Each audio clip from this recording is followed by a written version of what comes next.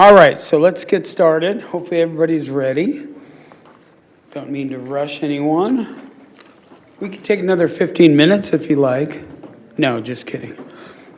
So now we have a report out of closed session. I could do it or the town attorney could do it, but I think we'll have the town attorney do it. All right, thank you. The town council met in closed session with respect to the one item that is on the closed session agenda, and there is no reportable action from those conversations, and that concludes the report.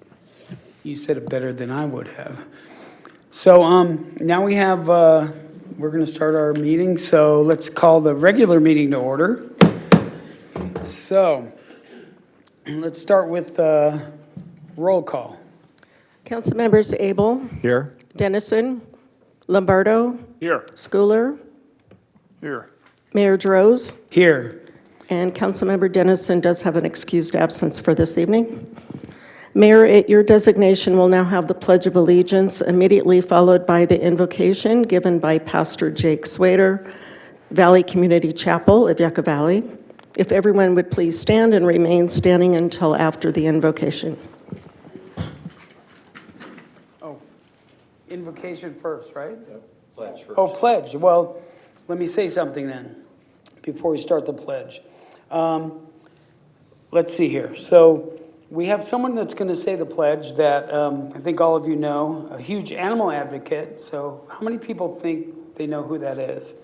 Someone that is a former college grad from Copper Mountain College, and also he was the director of services and reentry division for that handled homeless services with the sheriff's department. So does anybody know who that is? Who is it? Yes. So, James, could you start us with the Pledge of Allegiance? Hi, and thank you for letting me lead the pledge. It is an honor to me. So if everybody could just place their right hand on their heart, face the flag, and let's begin. I pledge allegiance to the flag of the United States of America and to the republic for which it stands, one nation, under God, indivisible, with liberty and justice for all. Thank you. Now let's have our invocation. All right, if you would join me as we pray and we open up this evening. Father, we come before you tonight and we thank you that you are a good God. And Lord, tonight as we come together to discuss the business of this town, Lord, I pray that you would bless this council tonight with your wisdom. I pray that as the conversations take place this evening, Lord, that you would help those conversations to be able to take place in a way that is honoring to one another and honoring to you. And Lord, I pray that the outcomes would be pleasing in your sight. Lord, I thank you that you have a heart and a concern for the things that concern each of us. And so, Lord, tonight as we come, I ask that you would be glorified and lifted up in this meeting. And Lord, that you would have your way in the business that's attended to tonight. In Jesus' name, amen. Amen. Thank you. Thank you, Pastor Swader.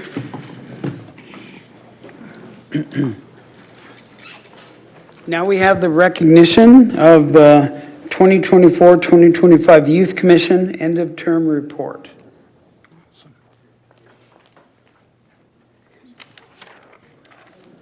I'd like to, Mayor, Council, I'd like to introduce Acacia Smith, Chair of the Youth Commission. Thank you. Good evening. I am Acacia Smith. I am the chair of the 2024-2025 Youth Commission, and this is our end-of-term report. So, the Youth Commission is established annually, and it is a seasonal term of teens, grades 7 through 12 in the community. We have monthly meetings every Monday a month where we talk about what we can do for our community, and that could be creating events, that could be having workshops like for food drives, or it could be discussing which town events that we have the option to volunteer at. And so it's been around for a very long time, and this year we had a lot of new members, and we had a lot of returning members, and we had a really huge crowd of Youth Commission, and it was so awesome to work with all these wonderful people.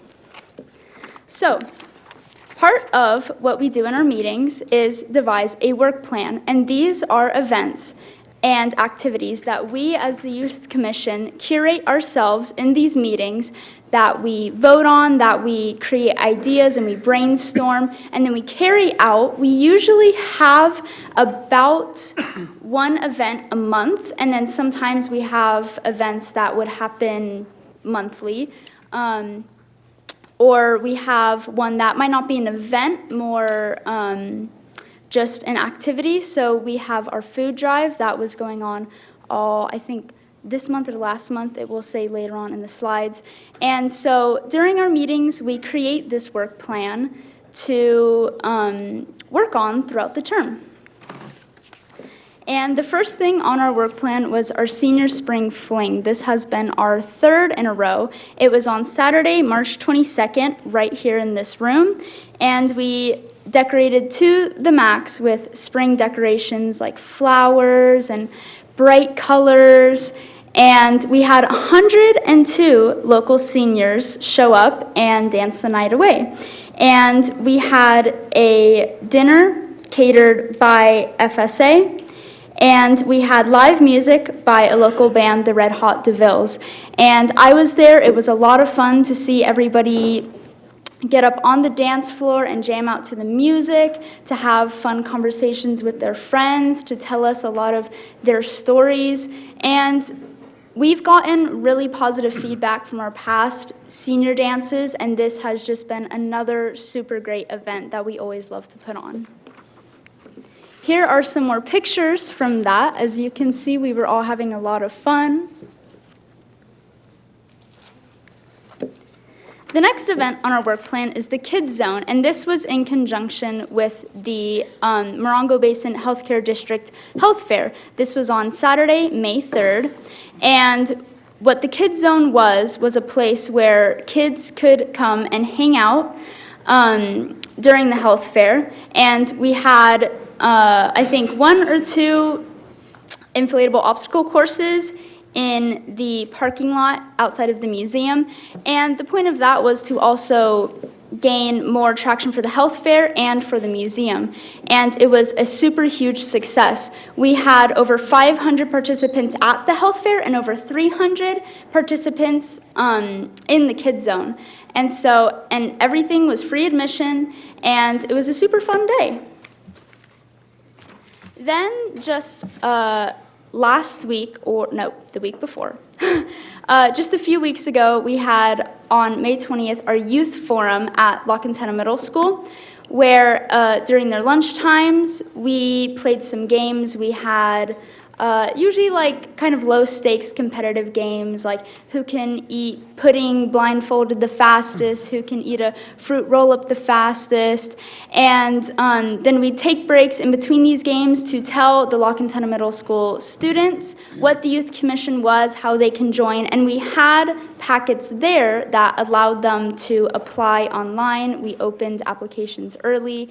And that means that we'll also be starting, I think, a newer term next term in the fall, which means that we can get started on things like a work plan a lot sooner. And, the kids maybe at first were kind of confused, like, what is this? But that brought a lot of them, their curiosity, it brought them up there to ask us what the Youth Commission was, and we were able to tell them. And so I think we will be getting a lot more applicants next time.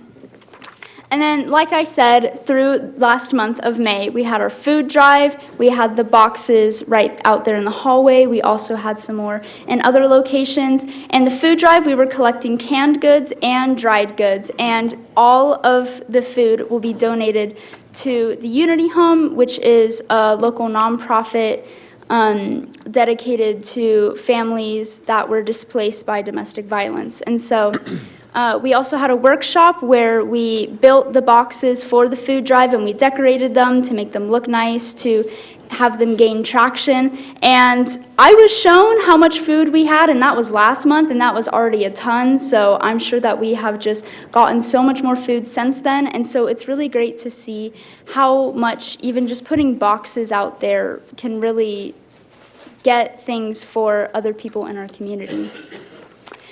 And like I mentioned earlier, we not only volunteer at our own events, but the town events, such as the Veterans Day Tribute, the Tree Lighting Ceremony, the Holiday Craft Fair, Snow Play Day, Healthy Hearts Run, Easter Egg Hunt, and the Grub Stakes Run. And this is honestly one of my favorite parts of being on Youth Commission is volunteering at the town events, because it's really nice to just be a helping hand, and you get to meet a lot of really important and interesting and influential people there in your community, and you get to interact with even regular members of the community and help them out. You know, a lot of, if not all of these events are free, and the things that we give out to the community at these events are free. And there's a lot of kids there as well, and it's really nice to be able to tell them, like, hey, when you get a little older, you can join this thing called Youth Commission. You can give back to your community just like I have. And so the community service and the volunteer aspect of Youth Commission is definitely one of my favorite parts. And I'm really glad to be part of something as special as this. And with that, this is the end of the Youth Commission 2024 and 2025 term. There's our picture that we took in the room over there. And another big thank you to our town council, to every single member of the community and town staff who is able to make this happen. And you give your time to help us learn how we can give back to our community. And this is a really special thing to me, and I'm sure many others. And having so many new members this year, I think it's done really good for them and for us returning members and for all members of the community. At this time, I would be happy to answer any questions. Wow.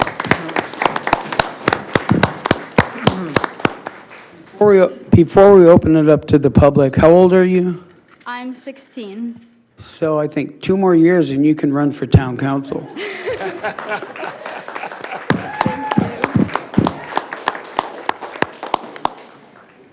What a Thank great public speaker. Yes. Wow. So let's open it up to the public. Is there anyone in the public that would like to ask a question or have a comment about this presentation? Let's bring it back to the council. There's no one online, right? Okay, let's bring it back to the council. I think I've said all I need to say. Thank you, though. What a great presentation. But anyone else? Yes. You're a great example of why we have this program. It seems that you have really taken good advantage of it. You're an incredible public speaker, and we can see that our communities will be in good hands as you mature and become even bigger part of our community. Thank you very much. Thank you for leadership skill and for helping all those around you. Thank you. Jim? Or Councilmember Schooler? Okay, thank you. Acacia, you're 16, you're a junior, so you're coming back next year? Yes. Awesome, okay, well, excellent presentation, really enjoyed it, and really appreciate your enthusiasm and your leadership, and the work of all of the Youth Commission. I know you work as a team, but great presentation, thank you. Thank you very much. Yeah, it's nice to have such great representation throughout the Youth Commission. We have homeschoolers, we have kids in the public school, kids in private Christian schools or private schools. So it's nice to get a cross-section of our valley, and Youth Commission always does a wonderful job. I always am watching as they're at events and so forth, and I'm always extremely impressed with the professionalism, how they take their job seriously.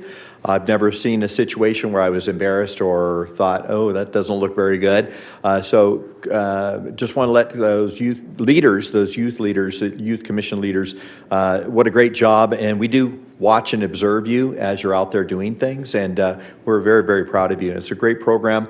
Thank you. Our staff is nurturing and guiding them through the process. And again, when I was teaching at the high school, I was always encouraging students to consider it, because it's very much worthwhile. And I see a lot of students like yourself that do it several years in a row. And as I have always said, teenagers will let you know if it's lame and if it's a waste of time because they won't show up or they'll let you know. And so it really speaks volumes when you're wanting to reapply or come back the following year. So thank you for your service. Thank you. And thank you very much. Do you have anything else you want to say? I would actually like to take a minute to thank my youth commissioners because I know we had a lot of new members this year, but you guys did fantastic and you were a really great team to work with, and I'm really, really proud of every single one of you. And I would like to take a moment to thank Clayton because he was at all of our meetings, and he really helps us run this. And even though I've been doing Youth Commission for a long time, being the chair and trying to run the meetings, I still always needed a little bit of help, and he was always there to answer any questions. And I'd like to thank the entirety of rec staff because at a lot of the volunteer events that we were at, they were the people that we were mainly working with, and all of them are fantastic human beings and really, really hard workers. So I think this year has been one of my favorite Youth Commission years just because of the people that I've been able to spend my time with. Very good. Thank you. I think we have some certificates. If we'd like to get a group photo, if the mayor or council would like to come up, we'll take bet. We've got the camera ready right now. Yeah. So I'd like to invite you up. We'll get a group photo right here, Should we- and we'll have you hand out certificates. Okay, thank you. Yeah. So we should all head up now. Clayton, why don't you start calling out the names, and then they can hold their certificates in front of them with the council members. So let's. Youth Commissioner? All right. Come on up. Surprise. Vanessa? We'll get a group photo. Let me get these out. Vanessa. Ethan. Ethan. There you go. Leia. Yep. Come on up.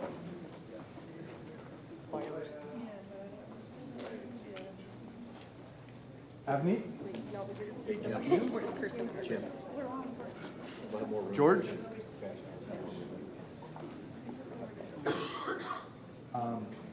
Abigail? Abby? Thank you. Sorry for calling that. No, it's fine. Leon? Thank you. Delilah? Thank you. Anthony? There you go. Uh-oh. What am I saving for best for last? Angela?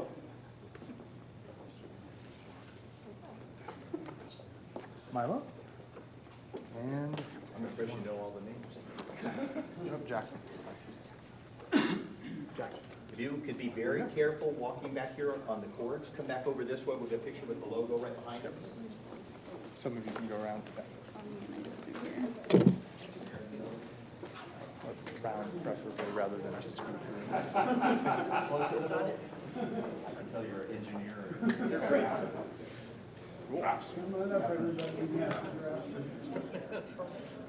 I'm right in front of you.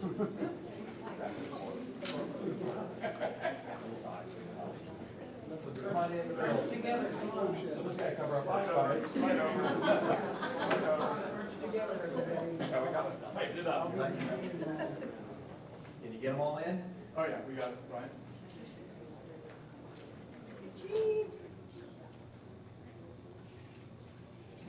Say volunteer.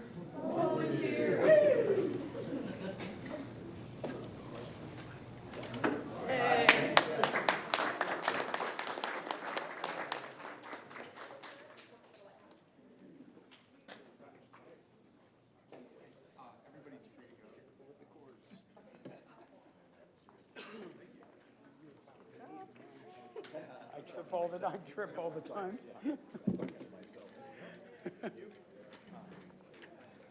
I just wanted to add, it was a privilege working with the commissioners this year. Smart, strong leaders in our community. I had a great time. They made my role easy, and I look forward to next year. So, thank you. Thanks, Clayton. You do so much. We really appreciate it. Next is the approval of the agenda. Mayor, I'd like to make a motion to approve tonight's agenda as prepared. Second? Councilmembers Abel, Yes. Lombardo, Yes. Schooler, Yes. and Mayor Droz. Yes.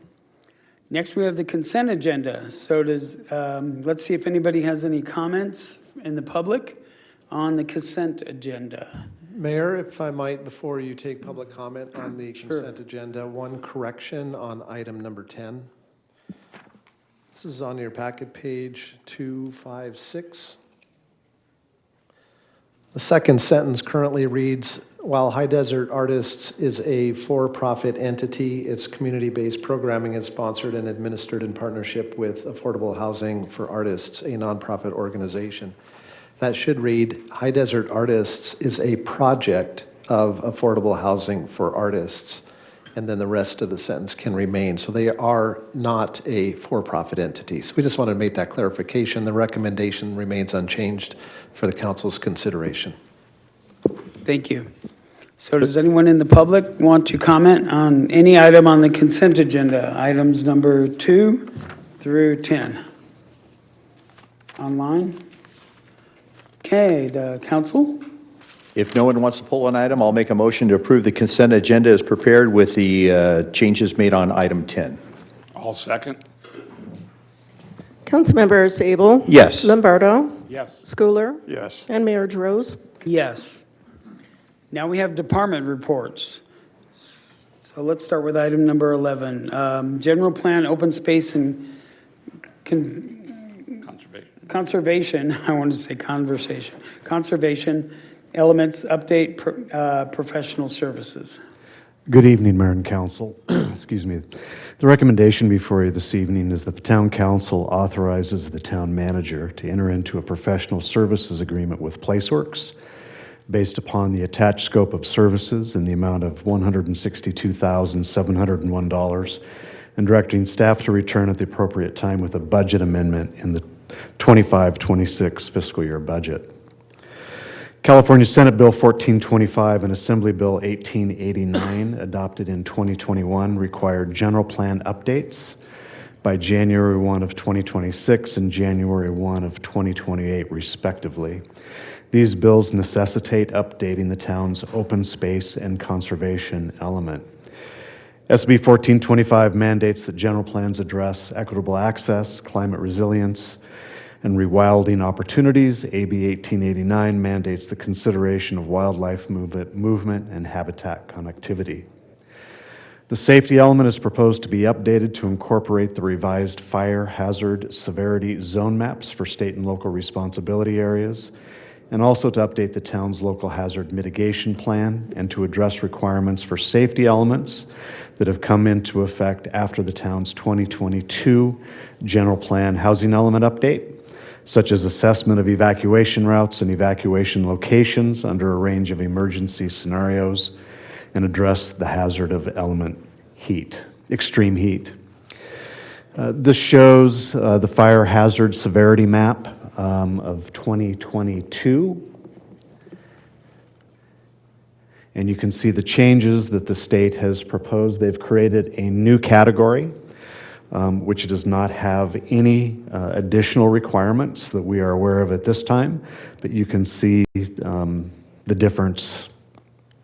Pardon me. This is the proposed map, and that was your existing map today.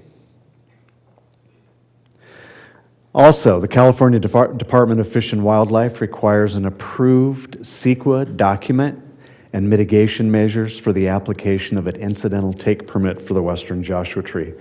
And as the council is aware, staff has brought a number of updates to the council on the impact of the Western Joshua Tree Conservation Act and how that affects property owners within the town. So essentially, anyone who is undertaking ground disturbing activity that impacts a Western Joshua tree, a CEQA document is necessary. That CEQA document may cost tens of thousands of dollars and require in excess of 6 months to prepare and process. So for projects that are not normally subject to CEQA, such as a single-family home or accessory structures like an accessory dwelling unit, a garage, those types of things, the preparation of CEQA analysis for relocating or removing a western Joshua tree is extremely expensive. So town staff and staff from the State Department of Fish and Wildlife have worked together to address the CEQA compliance issue by incorporating a mitigation measure into the town's general plan environmental impact report that would require development to comply with the new state fish and wildlife standards and regulations.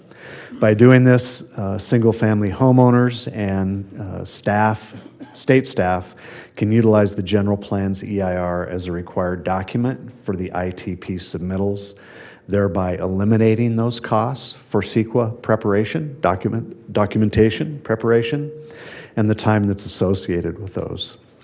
And you can see, depending upon, and there, as you know, there's a range of projects that can occur, but those costs typically range somewhere between $40,000 to $250,000, depending upon the project. So the town has taken a proactive approach to help relieve these costs from town property owners as they decide to pursue development on their properties. Now, you've seen these Western Joshua Tree examples in prior presentations. We're not going to repeat that conversation, but just a reminder that the state's regulations are onerous and can become extremely expensive for property owners in the community. Again, the recommendation has been read into the record that the town council authorizes the manager to enter into the agreement and for staff to return when necessary for a budget amendment.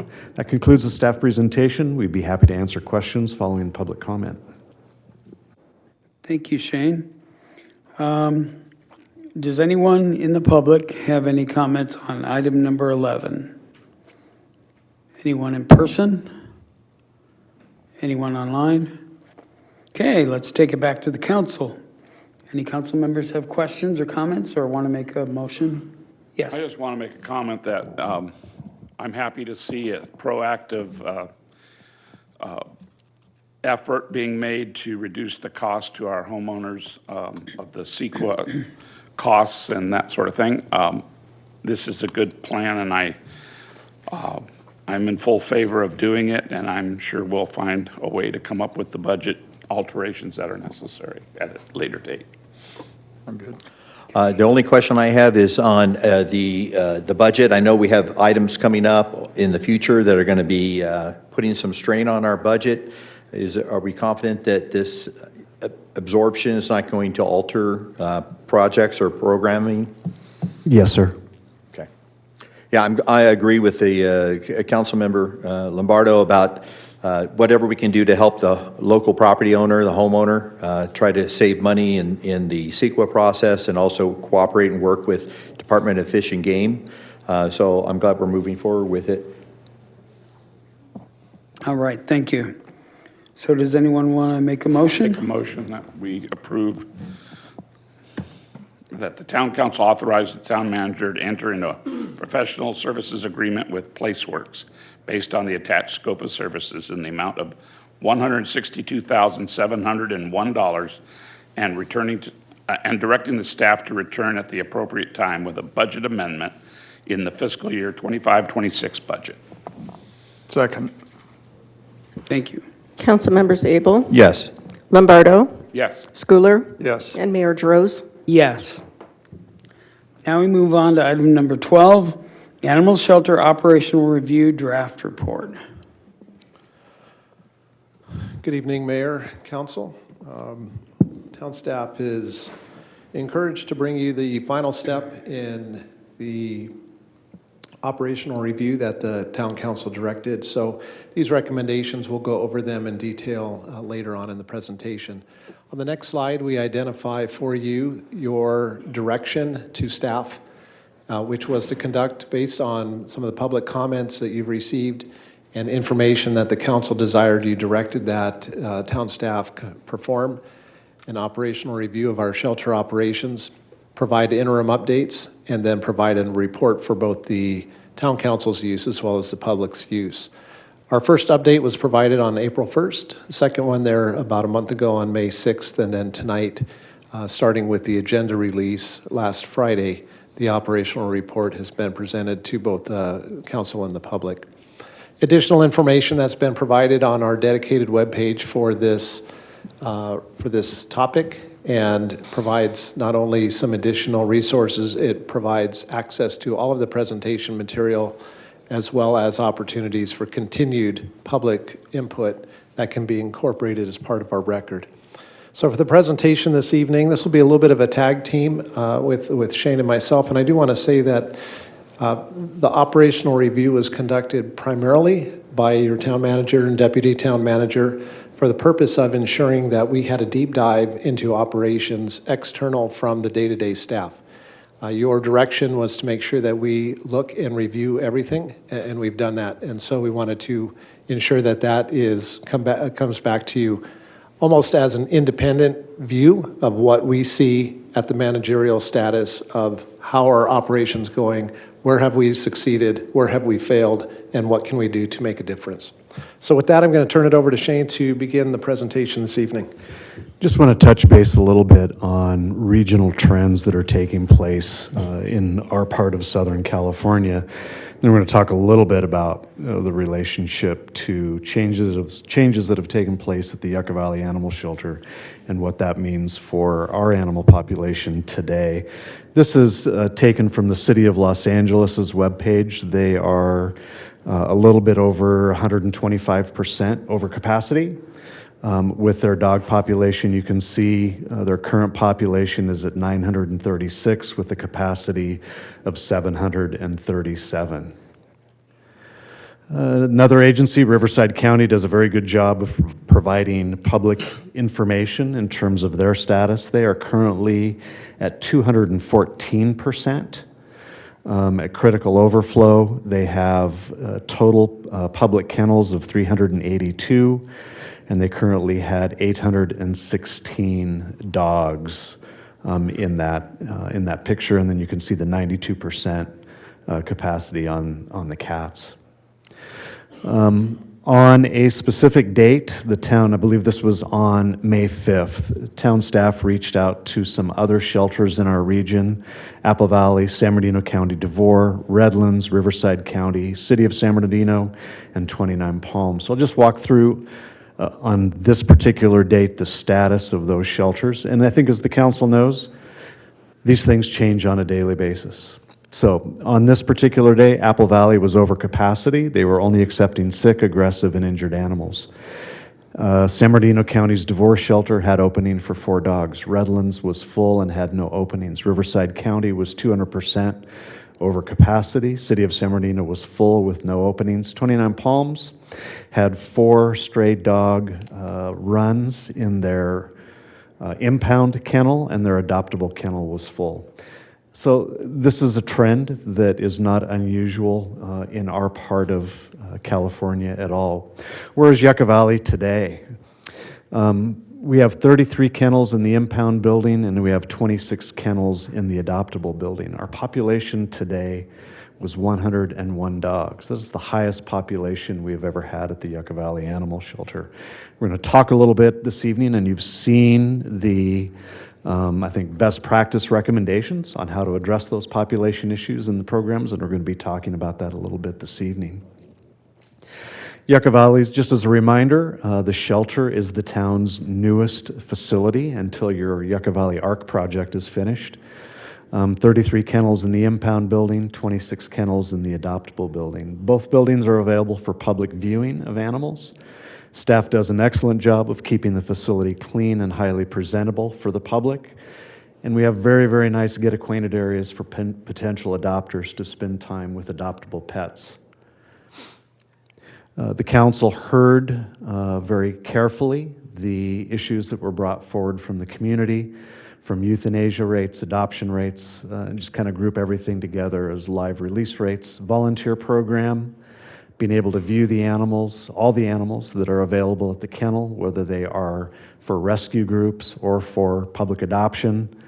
You heard about euthanasia without sedation, temperament assessment, extended hours and days of public access, as well as having a friendlier facility. And we have presented information on those items as the council has heard these different reviews. So what type of actions has the town taken at this point to begin addressing these issues and concerns? Number one, we have allocated additional staffing resources to ensure that our Pet Finder, Adopt a Pet, and our Animal Shelter Facebook pages are updated weekly. Additional staff are allocated to that process 2 different days a week to ensure that those things stay updated. I think the council has seen a very high level of use of social media, whether it's marketing of special adoption events or the spay-neuter event, which is coming up in late this month, and those similar activities. Staff is being very proactive in communicating with the community on those opportunities. Data verification and collection review of existing data sets, that is work in progress. I think you've seen this evening probably the first time that we have presented a population for the Yucca Valley Animal Shelter, and that is something that staff's been working on for the past few weeks as we continue to move forward with improvements, even before software is fully implemented, and we'll talk about that a little bit later this evening. Scheduling of special adoption events, you saw that for the month of, we did April, May, June's was posted today. You'll see a second announcement coming out for June for dogs that have been at the shelter in excess of 60 days. And we have a number of puppies at the shelter, and we're probably going to be announcing a special puppy adoption event during the month of June as well. So we're doing all of those efforts in our attempts to maximize that adoption rate out to either community members or to rescue groups. Outreach to rescue groups, we've continued to try and add. Our emphasis has been on adding to our relatively limited list of rescue groups. And this week, we have just started the process of outreach with listings of available animals to rescue groups that are on that approved list. And then finally, animals at the impound kennel are available for public viewing. That's during public hours, Tuesday through Saturday, 12 o'clock noon through 5. Staff will escort individuals up to the impound kennel if they'd like to look at those. Other actions taken, evaluation is underway for volunteer opportunities in accordance with town policies. The town council has an agenda item on that item later this evening. Foster program opportunities. Our evaluation is underway on that. You may have seen that San Bernardino County recently announced their foster program. And we're working with San Bernardino County staff on maybe not exactly duplicating their effort, but trying to mirror that as close as possible as we deal with county residents in addition to the town residents. In this process, since we've undertaken this review, there have been 26 public records requests. 3 of those public records requests remain open today. The remainder, or the 23, have been finalized and closed out. Ongoing and additional actions, staff and evaluation. You heard staff discuss emergency hires. Those first emergency hires are scheduled to be on board and to begin training later this month. Community engagement, we've talked about social media, expanded shelter adoption opportunities. We are running those around the clock now. Every day, every month, and you'll see different adoption events and opportunities and dollar amounts tied to those adoption events. Outreach to leverage public resources. We really appreciate there have been a number of donors that have stepped forward and donated money for covering adoption fees. Those things are greatly appreciated. The town's going to continue expanding that to bring in as much supporting financial resources as possible. Shelter capacity management, we're going to talk about that a little bit more later this evening. It is part of our action steps as we get to the end of the report, as well as after-hours drop-off kennels and owner surrenders. Future actions, software. The town runs both field services as well as shelter services, so we have to have a software that covers both of those operations. Staff is in the very, very preliminary stages of evaluating software. You'll see, if you've had a chance to read the report and get into the fine detail, our goal is that that software is up and operational before the end of this calendar year. If we can make that much earlier than the end of this calendar year, that will be great. But that's the deadline that we've established for that process. Foster programs. Shane, if I can just add on to that, and I highlighted this in the operational report that the council has. We can't underestimate or underemphasize the importance of data. And that's one of the areas that was the most glaring in our operational review, where we, at a managerial level, wanted information on data, and it was completely manual.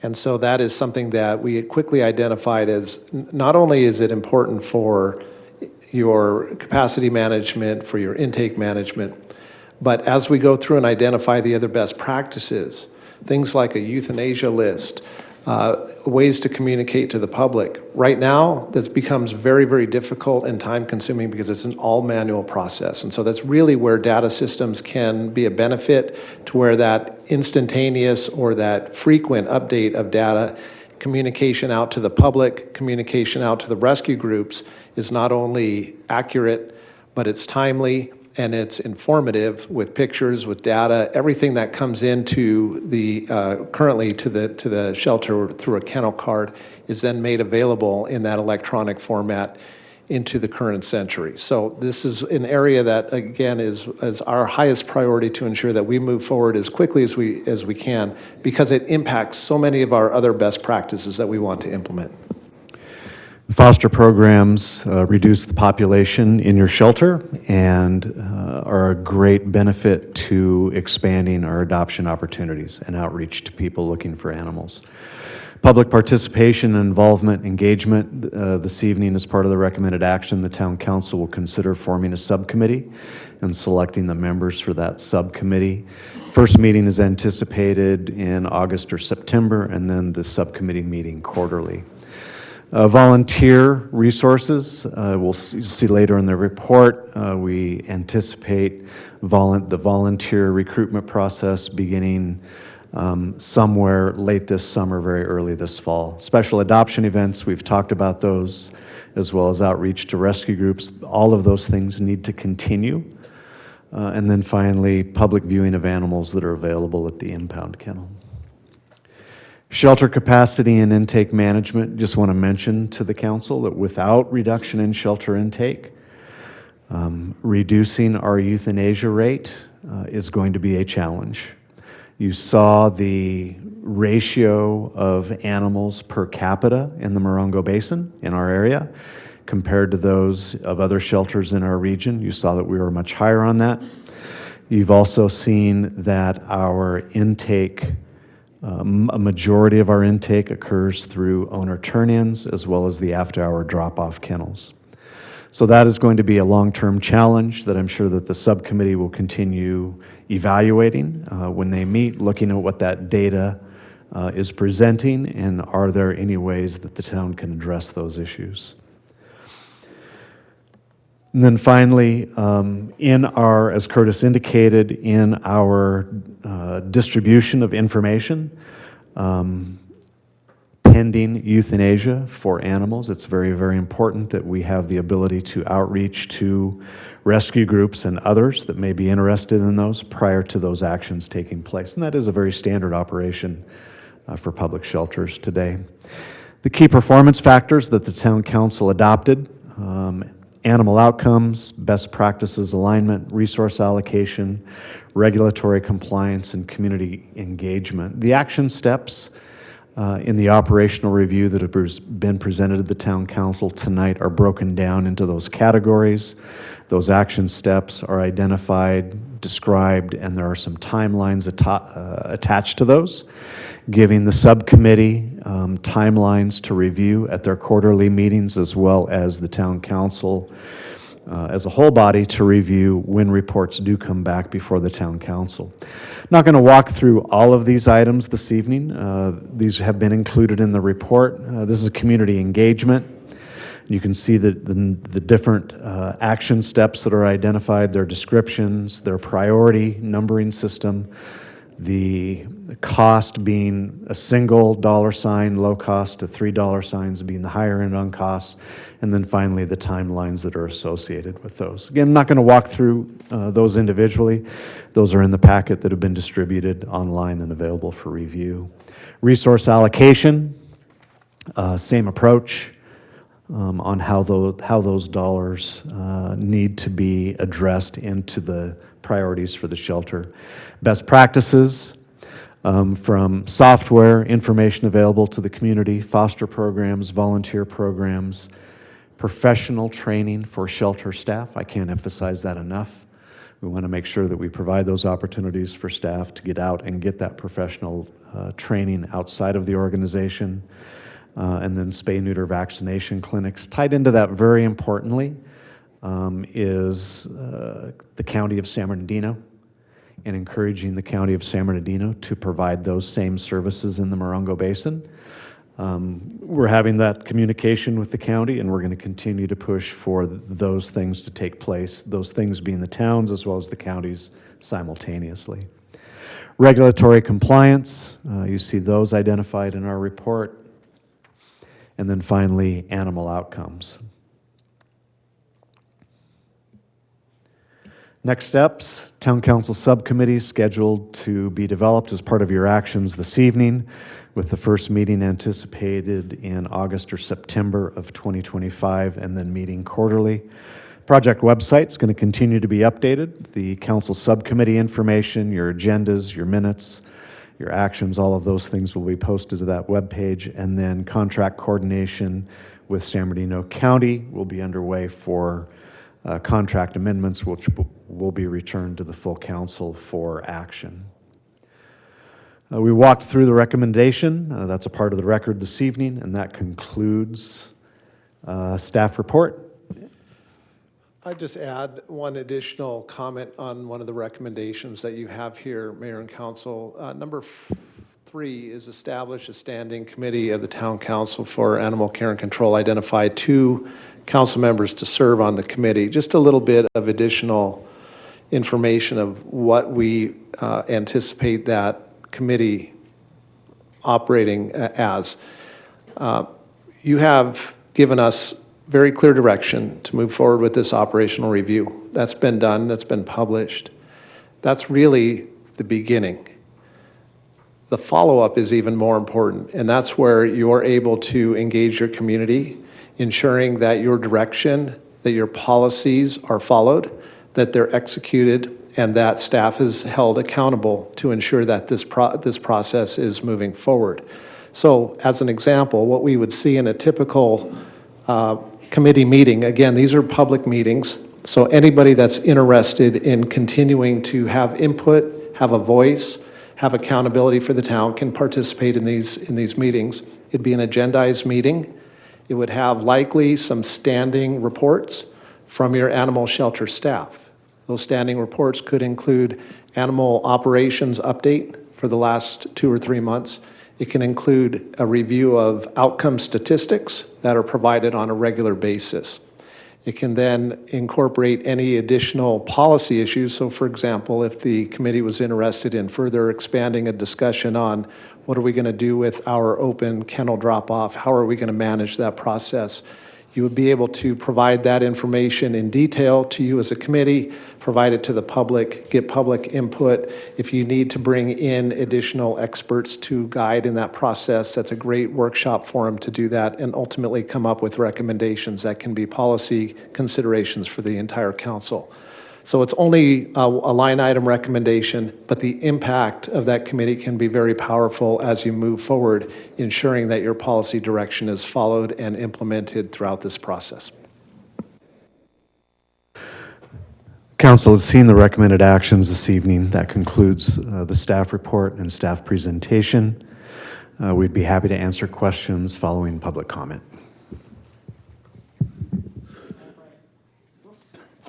All right, so we're on item number 12, public comment. Thank you for the report. And so I'd like to open this up to the public. So if anyone would like to speak on this item. We have- And I know we have a list first, and we'll see who's online, and then we'll take hands after that. So Leslie, who's? I have one request to speak from James Porter.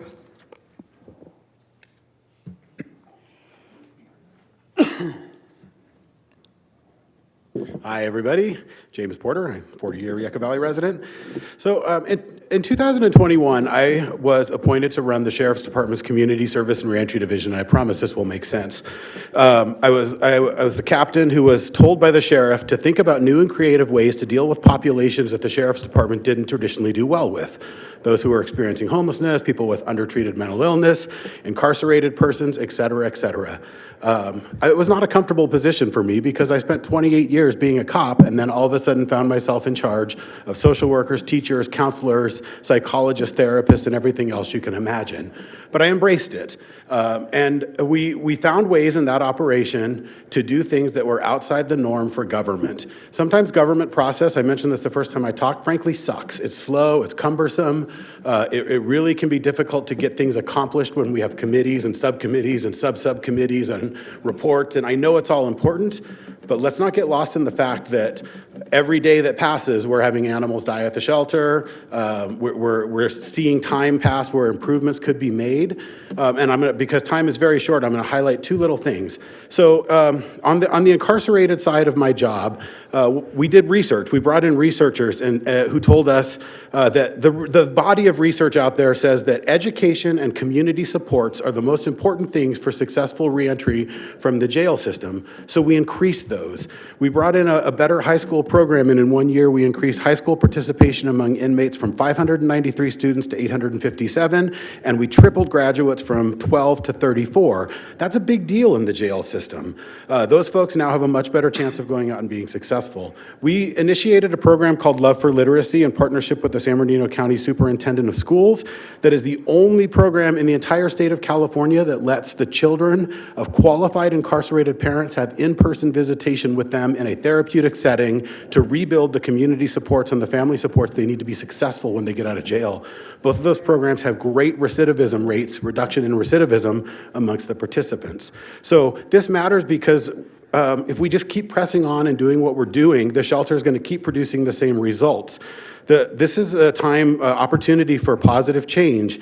The review is done, and now the real work begins. We as the town, the community, the staff have an opportunity to look at what's happening and decide where we can do better and how we can do better, and that's going to take creative thinking, new ways, new pathways, new leadership, or at least new thoughts in the current leadership. And it's incumbent on all of you and the council and the town staff have to step up and ensure that we don't slip back into the same old way of doing things. There's better ways to do things. We can do it. We can do it as a team, and we can find better ways to get these animals safely into homes and not see so many of them die at the shelter. Thank you. Thank you. Is there anyone else, Leslie? Just in case there was any confusion, there are two forms up front. I only had one actual request to speak, but there were several forms turned in for volunteer interest. So if maybe there was any confusion on that, that's maybe why I'm only calling one name right now. But anyone's welcome to speak. All right, thank you. So let's see let's see online. Is there anyone that well, we will go to the public, but let's see if there's someone online first. Yes, we have one speaker online, Diana Persinger. I've requested you to unmute. You have 3 minutes to speak. Hello. Hopefully you guys can hear me. I wasn't looking at the screen to see if I could mute. Can you hear me? Yes. Okay, perfect. Okay, so I just wanted to bring up a few topics that I didn't really see kind of, touched on too much. I'm so grateful for the clinic that you guys offered, by the way. I didn't make the cut, but I was so happy that I think it was 32 other animals did. I'm wondering, I know you can't answer me now, but I'm wondering how much that actually cost and what the annual cost would be to host one monthly. Oh gosh, I got to get to my notes. And then also, I was interested in feedback on the TNR system, like trap and release for the cats. Now, I've talked about this a few times that I've had a phone call in the past with the shelter manager back in about January, February. My hour-long conversation was a lot of questions on my behalf and a lot of answers from him. But I will be completely honest, they were mostly all excuses, all runarounds, all comparisons to, DeVore, to San Bernardino, to Apple Valley, Victorville, just comparisons that just kind of deflected what we as Yucca Valley were capable of or what we should have, what we should be doing better. So I was basically told that the cats are not an issue or they're not a concern to do anything better for because they're basically considered coyote food. Now, I personally am a foster fail of 3 kittens over Christmas, over the holidays, where I was assisting a friend who was constantly having litters of kittens dropped off to her because people are finding strays, kittens in their yards, and so she takes them in. So I took in, 6, 7, 8, 9, I forget how many crossed through here, but 3 of them failed because we decided to keep them. The thing is that it's falling on the community. Then we're having, my cat just got diagnosed, one of those kittens just got diagnosed with dry FIP, which years ago was totally deadly, 100% fatal. This is common in stray cats. It comes from the feline coronavirus. Okay, this is not only very costly, it's very traumatizing to humans, families, but it's a burden that we're taking because humans of the community actually care about these animals and don't want to leave them, on the streets to become coyote food. They didn't ask to be born. They didn't ask for irresponsible humans around. But we need spay and neuter for strays. The other thing, Real quick, you have about 15 seconds left. okay. The other thing I wanted to say is, who okayed the euthanasia without sedation? That really, really needs to get looked into. I know you guys had that on the agenda. I haven't heard anything about it. Because the person in charge of that really, really needs to be considered, how long they've been complacent about that, and how many people, knew about that, because we need changes going forward with somebody with definitely a different mindset than that. And then as far as your guys' rescues, having help, I network, I've got some rescues I'm trying to sign up with Yucca Valley Shelter, but they're asking to have help with spay and neuter, any kind of. I'm sorry, measure to help but your them. time is up. Sorry, we have to Okay, be fair that's to okay. everybody. I'll go back at the end. That's fine. Thank you very much. Okay, thank you very much. Is there anyone else online? No. Okay, let's open it up to the public right here in the room. So who would like to speak? And make sure you give your name and city of residence and fill out a card for Leslie. So who would like to speak? Just coming up one at a time. I'll leave it to you to fight it out. Susan Herring, Pioneer Town. Thank you very much for a very thorough operational review. We appreciate your input and your feedback on that. And as Curtis indicated, this is the start of the review. I can assure you from many, many people in the community, even though we will not necessarily be in the audience here, we will be watching. And if not, if we don't see things happening, we will be back. And we'll be back in force. The elephant in the room, and I'm going to mention it, Riverside County gets it. It's a paradigm shift in what's happening with the shelter systems. They get it. We are now starting to get it. It's no longer walls and a roof, and as Michael Kennedy said, a killing machine. You have to be out in the community, educating the kids in school, doing the spay and neuters, doing the vaccines, doing the microchipping, getting a machine and getting tags and getting leashes and getting collars. It's a total different thought process. If your manager and your leader does not agree with that, and I have proof of a conversation that took place, If he is not on board, I can guarantee that these programs will not go in the direction that we all want it to go in. So, as it's been mentioned many, many times, that leader is critical. Thank you. Thank you, Susan. Next. We have a request to speak from Allie Irwin. All right, Allie, come on up. So, concerning the shelter manager again, don't you think he would have attended any of these meetings since March? If he cared about the euthanasia rates, don't you think he would have come and said, hey, community, yes, let's build a great shelter together, if he wanted to change the procedures? Don't you think the town managers should have encouraged him to come to the meetings, especially if they stand by his job performance? His job performance wasn't part of the 90-day assessment. He should definitely be a member of the subcommittee you form. Speaking of which, and before that, what happened to the third-party peer review of the assessment? What was the new information we got today after since the 60-day information? I really didn't hear new. I didn't see depth. I want to have faith. I don't have a lot of faith. So hopefully there can be some discussion tonight to find that, to walk out with more. We have great ideas, right? We're going to have input in the subcommittee with statistics. We don't even have April's monthly update on the website.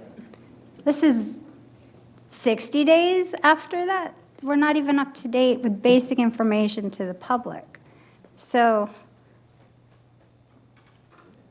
there. I don't know. Thanks, guys. Thank you, Allie. Next is Cheyenne May, and then Melissa Spur.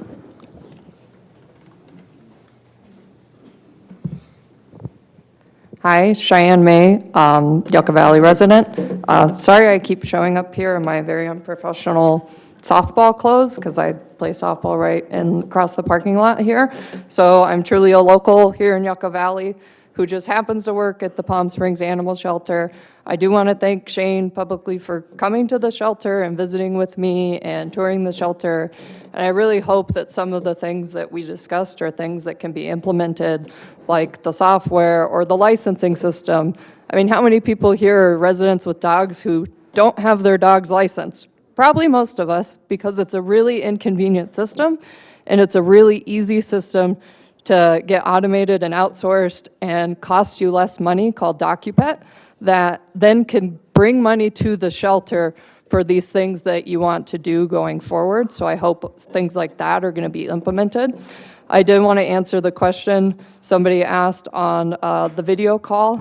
It cost either $3,200 or $3,600 to sponsor an Animal Action League clinic at the Palm Springs Animal Shelter. We try to do one of those a month. I had one this morning. They came down to the shelter. Luckily for Yucca Valley, there's going to be more availability for those during the summer, because summer months they won't come to Palm Springs. So I really hope that that also will be something that can become a monthly system. Helping the pet owners keep their animals will be really important, and maybe, getting money through licensing and really upping that in the community can do things like a pet food bank, I think would be very, very beneficial. We have one in Palm Springs, and we frequently get requests from Yucca Valley residents, and we do help them out as we can. And I do hope in these continued reviews that you're not only comparing to other higher kill shelters, and that you can start putting, Palm Springs in there. As a good example, I'm about 300 capacity right now for every kennel that, 1, 2 kittens, maybe 3 is supposed to be in. There's 6. Dogs are out of control. I understand that it's not an easy solution to get there, to get these numbers down, but I hope that what you say you're going to do is going to happen, so we could get those numbers down here at Yucca Valley. But the last thing that I hope you do is there's another local shelter right down the hill that I really hope you put in your comparisons as a bad example of what not to do to be a no-kill shelter. I can talk to Shane or Jeff about that, because there are shelters that are no-kill, but no-kill just saying we're not accepting animals is like the absolute worst thing you could possibly do for your community. So I really hope that we don't get to that point at our shelter as well. Thank you. Thanks, Cheyenne, and thanks for your help. Melissa Spur, and then we'll have Tora Edwards. Hi, Melissa Spur, Joshua Tree. I don't know whose birthday it is, but happy birthday. I just wanted to ask who the staff members, these new staff members being hired, are going to be reporting to, because it's my understanding from what I've heard a lot of, I don't know the shelter manager, but I have heard he's a very intimidating guy. People, for some reason, are intimidated by this guy. You all seem to find him charming. Ted Bundy was charming. But if people are intimidated and they think they're going to lose their job or be harassed, they're not going to report things. The two employees who went to Human Resources and went to Mr. Stuckel and then went to Z1077 to report that they didn't get any results from that, to talk about the euthanasia without sedation. They were very brave. But, I mean, if you're not going to or can't get rid of shelter management, I would hope that the new staff members have a channel to talk to someone outside of their immediate supervisors. Another thing, I really like what the last speaker had to say about solutions. I realize it's an epidemic nationwide with homeless dogs, and what I really haven't heard a lot of is shelters expanding their space, finding some emergency space. Fosters are great, working with rescues are great, but with an epidemic like this, maybe we should look at finding ways to house dogs elsewhere. I mean, I know when populations swell, they expand space in elementary schools. They open new elementary schools, and that might be part of the solution, but also part of the pushes, like food insecurity. Yeah, a food bank is a great idea. Maybe something to help out low-income pet owners with vet bills, if that's possible. I love what Mr. Porter was saying about coming up with creative solutions. And so I hope we can find a positive way forward for the shelter. Thank you. Thank you. Tora Edwards, and then Layla Lavender, you're on deck.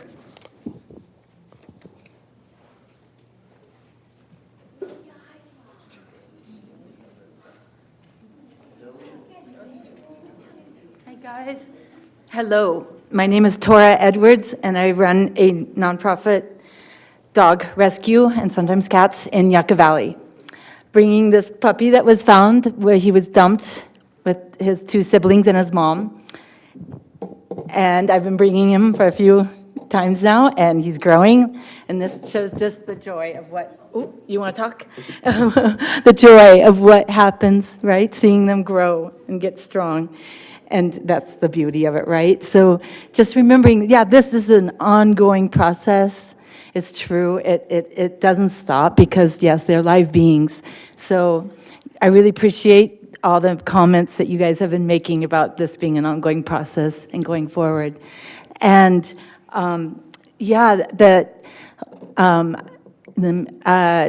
whenever I got overwhelmed in my rescue, like that, okay, I'm, bringing in a dog that perhaps it failed all its temperament tests, right? I take a lot of rescue-only dogs from shelters that no one else can adopt.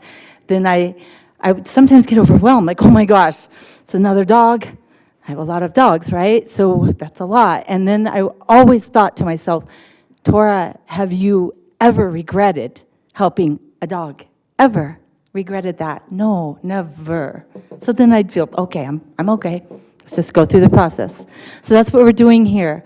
Caring for dogs, caring for animals, helps us to care for ourselves. This is how I mentor a lot of humans who adopt. They go through a lot sometimes of like, wow, this is a big commitment. And so I do a lot of mentoring. And I respect when they see that it's a big commitment. And I always say caring for an animal helps us care for ourselves. So caring for these animals will help us as a community, care for ourselves as a community. And then, great, the spay-neuter event is full, wonderful. Yes, we have the ability to have AAL, Animal Action League, right here.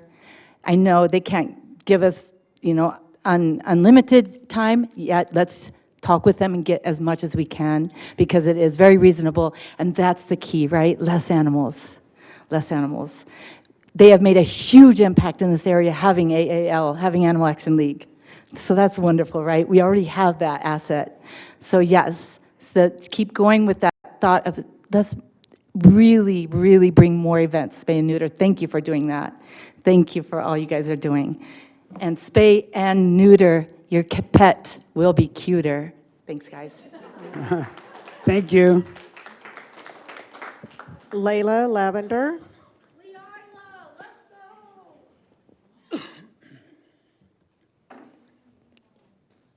Hi, my name is Leila, and I live here in Yucca Valley. I've lived out here for about 9 years now.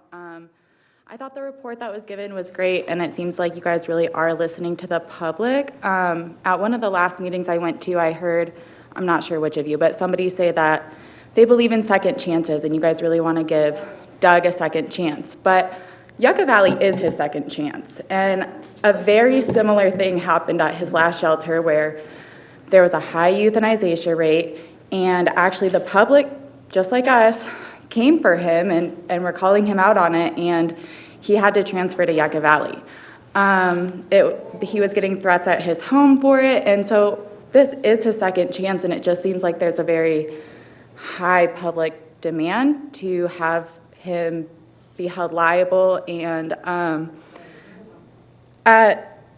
my dad was the first person hired there after Doug, and so this has been going on throughout Doug's career. And I'm not sure if you guys know this, but he openly talks to his employees about how sorry, it's kind of scary to talk up here. He's one of the highest paid employees in Yucca Valley, and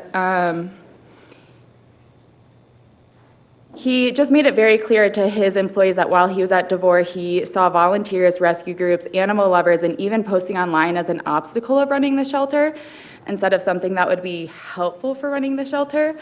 And from the start, Doug made it very clear to his employees at their morning meetings that he was always in favor of letting go of animals. And he actually would frequently joke about euthanizing his own wife's dog.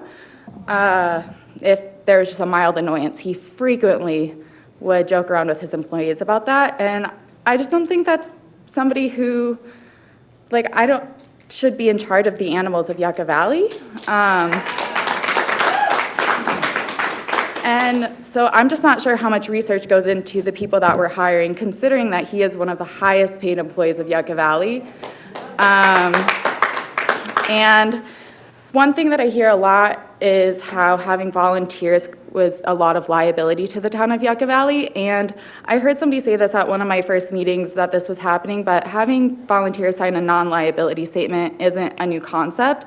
And I think a lot of people would be open to doing that because they want to help the dogs, they want to socialize with the dogs, they just want to be there and help out.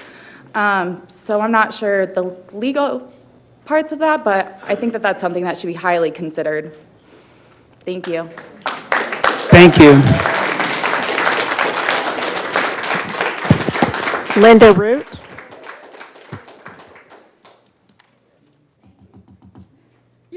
Linda Root, and I'm still around, guys. I think we're on the right track here, and that pleases me very much. But this is a very comprehensive document with all of this here, and I can't address every issue that comes to mind with the little bit of time I've had to do this. So I invite, if anybody wants to, and Porter can tell you where I live. I have 3 patios, I have 3 bathrooms and 3,000 square feet. If some of you would like to have a chance to just talk over the individual, provisions that are in this document, because I'll even give you, the use of my house, as long as you're good with my dog, okay? The other thing is, one thing I did notice when I looked through this, it seems to me that this combined group of administrators and our representatives have what it takes to make a fiscal success and a good facilities management decision, and to be above the mean, above the board, But what we're talking about is the Yucca Valley Animal Shelter. And so let's get the shelter part of that concept up in speed with the fiscal prowess and the kind of, I think, good fiscal management and creative thinking. And above all, when you do a volunteer program and you try to implement it, I know that there are constrictions, because I'm a lawyer and I know what that means. But basically, whoever designs the agreement and sets this up, think out of the box a little bit. You have a community of a lot of retired people, a lot of not so retired people, a lot of young people, and a lot of senior people. But there are those of us who maybe have sciatica, and we can't walk dogs, but we can do a heck of a fundraiser, and we can go door to door and get blankets, or we can even maybe give a little bit of advice. I can't get legal advice because then I have to pay my bar dues, and I don't want to do that. But I could give personal advice, and I'm telling you, when we remember that the word shelter is a part of the title of this organization, then we can do it with the right frame of mind, and we can get creative, and we can all be friends. Thanks, Linda. Susan Walls.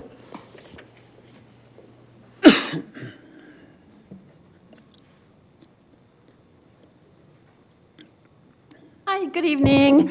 Susan from Joshua Tree, which is in the county area. I was glad to look through all the beautiful PowerPoint that was designed.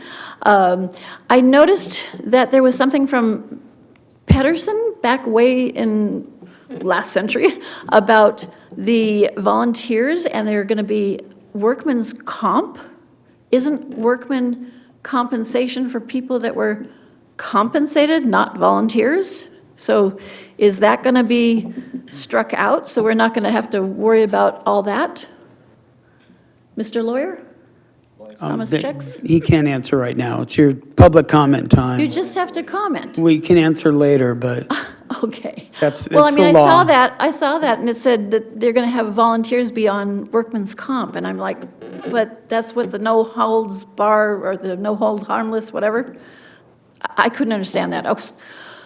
All right, well, so hopefully that the volunteer program can get started sooner than later, and we could get that committee going before, say, maybe August, maybe by August, July, August, yes, hopefully. We need it. We need to get things going with the shelter, like somebody else said previously. The longer we drag our feet on it, the more dogs and cats are killed. And we don't want to be a killing machine. Yucca Valley, the killing machine. That doesn't have a good ring to it. We want to have it so that we can come up with new ideas, creative ideas, think out of the box. I mean, hey, why don't we see if people up in Washington want to have some dogs? We got extra dogs, ship 20 up there, see what we can do. I mean, we have an airport in Yucca Valley, right? They can go up, take dogs up there if we can't find homes here. Because someone was saying, well, we have too many dogs and not enough people. But there's a lot of people that have more than one dog, too. So that's something that you can look at. But anyways, we just need to have people running the shelter that have a creative mindset, not, we've always done it this way, this is the way it's going to always be done. We don't want that. We want to get into new dimensions where we can actually have a good shelter for dogs and cats and whatever animals. I mean, I don't think you guys want to be known as the death killers of dogs. So we'd like to see Yucca Valley Shelter do much better. Thank you. Thank you, Susan. Okay, is there anyone else? Well, first, is there anyone online that popped up? There's no one new? No one new, no. Okay, and we have someone in the public here, so let's go ahead.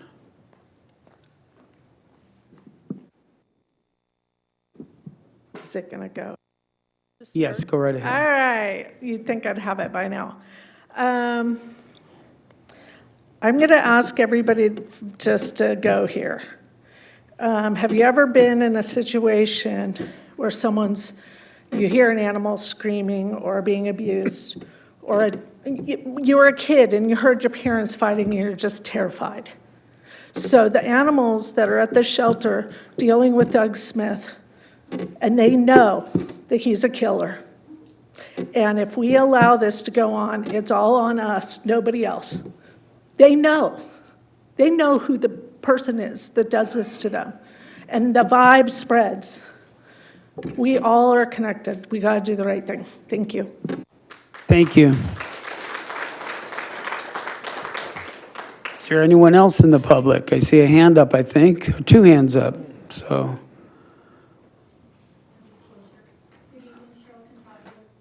Is your speaker on? No, she turned it off. Microphone. Thank you for the in-depth report. Very encouraging. I try to be optimistic. A couple of things I want to bring up is we're a small town, so we can do things. And this community wants the shelter and the town to be successful, no matter what that takes.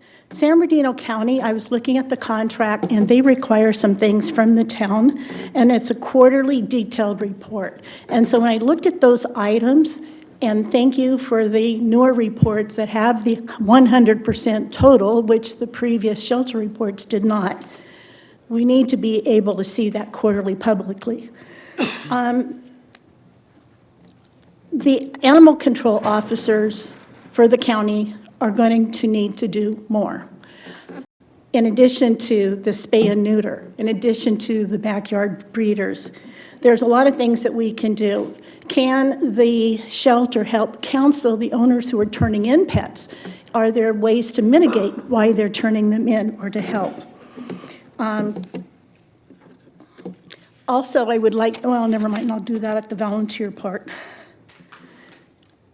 I would like to know why the shelter reports only took me 2 minutes of downloading months after to see that there was clearly degradation of the animals and what was going on.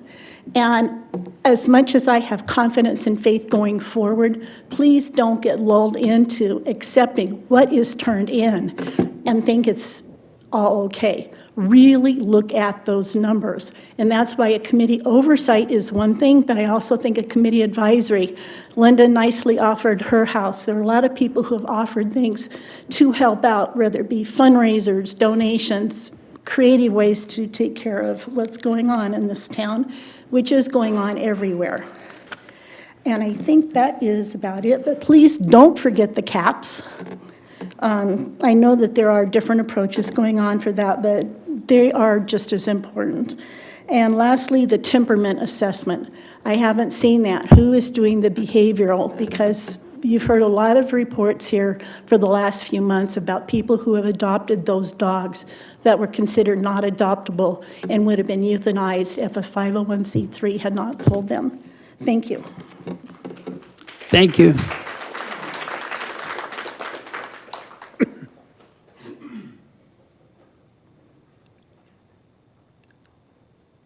Hi, thanks for letting me speak. I'm Susan Burnett. I see this review as an admission that the job wasn't being done properly prior by somebody or somebodies.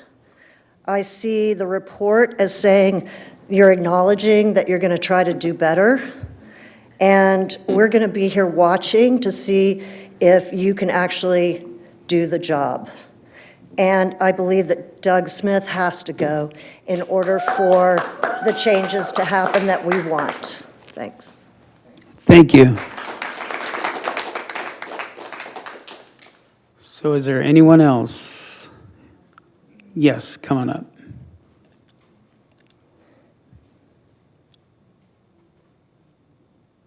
Hi, everyone. My name is Cynthia Lopez, and I moved to Yucca Valley in 2017 and really had no idea what a problem this dumping of animals is up here, and I just think it's horrendous and disgusting.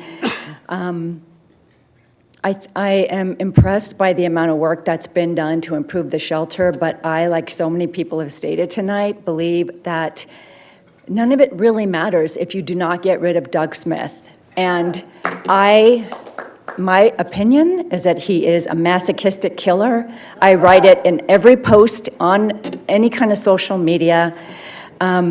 Yeah, I guess he can be charming. Like Susan said, Ted Bundy was charming. O.J. Simpson was charming. I just, want to let everyone know that I'm going to do everything I can. I'm going to organize in however I need to, however I have to, with whoever needs any kind of outrage that I can stir up to get rid of Doug Smith, because I'm thoroughly disgusted, and we all are reading numbers that exist, and it's like, well, yeah, wow. That's the attitude that I'm hearing. And, my boyfriend is starting a page in Facebook where he's going to the shelter, he's videotaping the dogs, and he's putting the videos for free. It takes him an hour a week to do this, and no one thought of doing that at the shelter? Are you kidding? We've got to form a subcommittee because Doug Smith can't just say to someone, hey, do you got an iPhone? Does a video work? Why don't you take some video and post it? I'm so upset and disgusted by Doug Smith, and I'm going to do anything I can to get rid of him. That's it. Thanks. Thank you. Anyone else? Yes, come on up.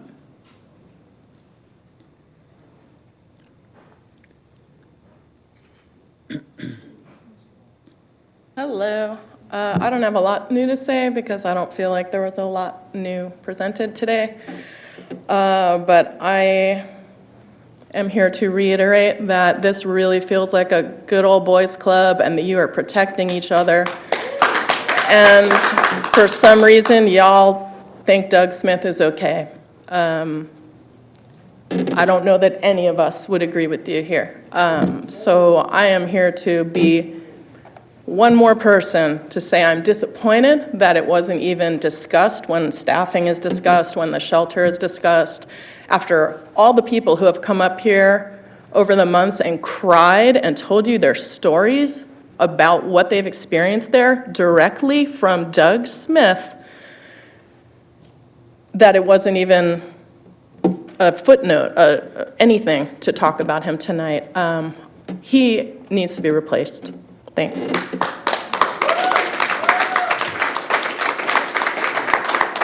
Thank you. Is there anyone else? Okay, I guess that's it. Let's take it back to the council, but does anyone, the staff, yeah, is there anyone on staff that would like to say anything before we bring it back to council? Mayor and council, just a couple comments. And if audiovisual could pull back up the PowerPoint and go to the recommendations slide, I would greatly appreciate it. First, to Cheyenne May and other representatives at the Palm Springs Animal Shelter, we want to say thank you for the hours that they contributed to walk us through and talk to us about the different programs and efforts that they have there. It's a wonderful facility that was overrun with volunteers and quite an operation. So deep appreciation and thanks for that opportunity. There was a question asked in terms of what would it cost the town annually to run spay-neuter events based upon the one that we're operating on June 26th. Based upon today's costs, and we know what inflation does, so based upon today's costs, that's $48,000 a year. We will be incorporating that service or that program into our donor outreach. That will be an excellent opportunity for donors to obtain, I think, some pretty significant name recognition on a very valuable program. So again, $48,000 a year based upon today's cost. There was a question on third-party peer review. Our first outreach will be to San Bernardino County for their Director of Animal Services and anyone else he chooses within the county structure to review that report. We'll probably also be reaching out to, we have contacts at Rancho Cucamonga, as well as Merino Valley shelters, probably be reaching out to those, asking for their review as well.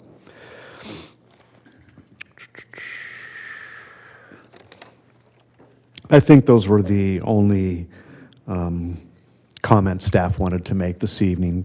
I want to draw the council's attention back to the recommended action this evening, which is to receive and file the draft operational review, provide any input and direction to staff as desired. The town manager spent quite a bit of time talking about the standing committee, and this is the opportunity for the town council this evening to appoint the 2 members of that committee. Then direct staff to return to the town council with budget amendments for implementing the immediate recommendations as directed by the town council, and then finally direct staff to propose and negotiate required changes to our agreement with our partner, the County of San Bernardino, to implement immediate recommendations, again, as directed by the town council. Can I ask one question before we take it back to the council? 48,000 for a year, how often would that be? That's monthly. Monthly? Yes, Okay, sir. great. Okay, so let's take it back to the council. Does anyone have questions, comments? Yeah, I have a question. On this last, the response, we got 100% participation, and then how many spay and neuter? 32 slots. 32? And those are a mix of cats, female dogs, and male dogs. The Animal Action League sets that up based upon the amount of time and what they can handle in that time window, but 32 slots. Okay. And I just wanted to say thank you, that you guys have done a great deal to strengthen my faith. That apathy is not as widespread as a lot of people think. It's amazing when we can all come together and try to look for solutions, and that's what you've done. You've brought the issue up front and center, so we had to take a hard look at our facilities and how we're running the operation. It just proves that people still care about local issues, and when there's an issue that they're bothered by, they'll show up and they'll let us know, and so I appreciate that. I believe in that. And I also believe in a quote, I think it's attributed to President Reagan, is trust but verify. We trust that the proposed changes to the shelter operation will happen, but we want to verify that they actually are. And I think what's really good is to provide a subcommittee on this, because as our town manager was saying, the job really has just only begun. We're only at the starting line. I'm really pleased that the staff has taken so many corrective measurements and changes already. We've already proven that we are serious about listening to how we can make things better, and I think we've already demonstrated that by our actions that we've taken already. But again, want to trust the process, but I also want to verify that it's being carried out. The council, we establish policy, and we establish policy based upon what's needed for the community. And you've very much told us what's needed, and those are drastic changes. And so we're committed, or at least I'm committed, I'm sure my council members will agree, we're committed to the process, And I think it really does start with having a subcommittee that can continue to look for solutions. We talked about brainstorming. Linda had mentioned that and thinking outside the box, and I think that's when those things can happen. We can look at solutions that maybe we've never thought of before, and dedicate time for the people in the public to come and speak freely and to discuss in a public setting. So I'm very much in agreement with the proposal as given to us. Receive and file the document. I do have a few people I would like to see if they were interested in the subcommittee, if they would want to serve on that. I believe, well, I guess I'll ask if there's anybody who is willing to serve on that, first of all, before I talk about who I think should maybe serve. But are you? I already stated I would like to. But I also heard that. Okay, so all three council members? Okay. Well, my recommendation, and nothing personal, but my recommendation is one that Councilmember Schooler would serve on that subcommittee, since Councilmember Schooler has really good historic knowledge of the operations. He has probably more expertise in that operations and what the challenges are, but also what positive outcomes could be. So I would think Councilmember Schooler would be an excellent choice to serve on that. And I believe that, since the shelter is in the mayor's district, I believe it would be appropriate to assign him to that committee as well, because that's his neighbors. That's the people right around there. That's in his district, and that's an operation that he can monitor maybe closer than some of the rest of us. So my recommendation would be to appoint the mayor and Councilmember Schooler. I'll second that. All right. Is it time to vote, or should we do it later? It may be easiest to just take it as they come and then go through all of them. So if you have a motion and a second, you're certainly welcome to move that forward on that item, and then you can tackle the rest of them. All right. So my motion There may is, be other questions that come up. all right. My motion is for the subcommittee to be performed by the mayor, Droz, and also Councilmember Schooler. I'll second that. We have roll call. Council members Abel. Yes. Lombardo. Yes. Schooler. Yes. And Mayor Droz. Yes. So now let's see if any other council members have anything they want to talk about or move forward with. Councilmember Schooler. Just a couple of comments. Everything's pretty much been covered, but I'd like to thank the public for bringing this to our attention when we have shortcomings.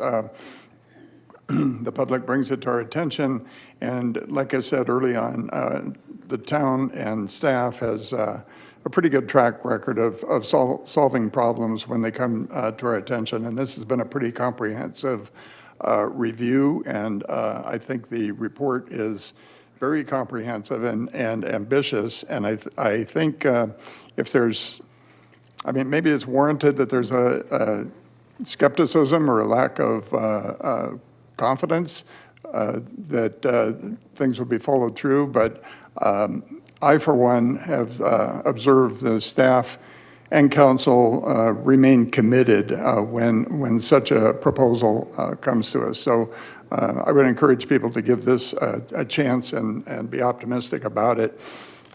I think this whole process has caused us all to do research independently as well as corporately, and I think, it's important to note that overpopulation of domestic pets is huge in this country. I read just today, I looked it up, and PETA estimates that on any given day in the United States, there are 70 million homeless dogs and cats in the U.S.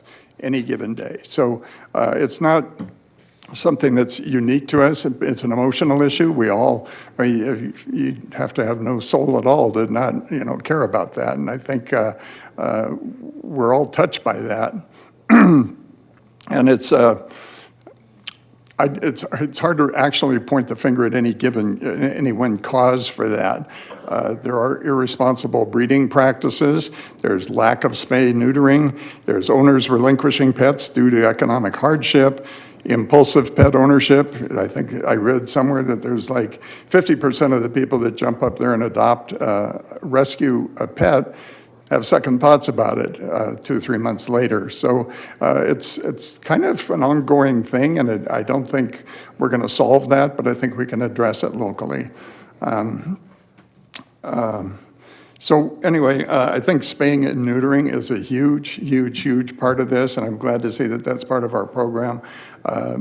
And at $4,000 a month, if we can get some sponsors, some partnership going with that, I think that's probably a real good step forward that we do that. I support that.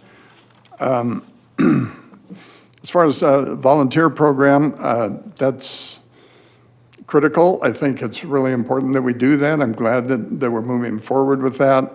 The scrutiny of volunteers. For years we've had, at the town, we've had volunteers at the museum, in sports programs, coaching kids, and we do have occasional bad actors that come to us and want to be volunteers.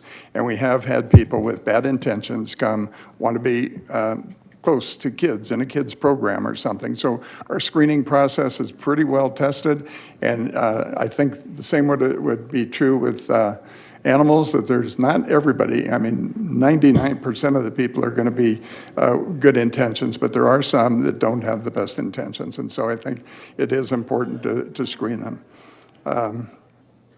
I also like the foster programs, moving forward with that, and an education component too, because I think as far as spay, neuter, and overpopulation and what people can do, I think the town assuming a role of educating the public is very important too. And I guess that's mostly my comments. I thank staff for the report and for the hard work. Thank the public for bringing this all out and following through with that. And I am looking forward to serve on the subcommittee, and happy to do that. And again, thank you. That's my report. Thank you. Councilmember Lombardo.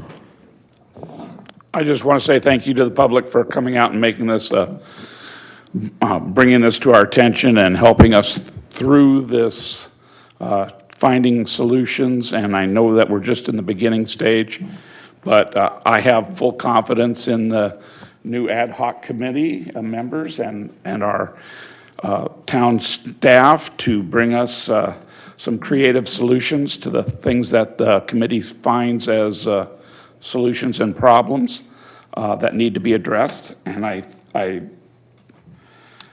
we're going to keep an eye on it. And I think that we are open to making the changes that are necessary. And we do expect the changes in policy that the town council comes up with. We expect our employees to follow those, and we'll keep a close eye on it. And I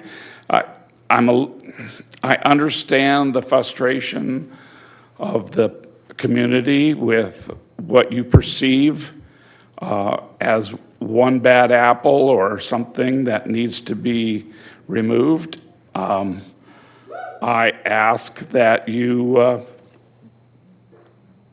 exercise a little bit of restraint and give us a chance to do this in a proper manner to get a result that will work. And that's what we're after. We want to have a shelter that functions correctly, and we will do what is necessary, but it has to be in a proper manner.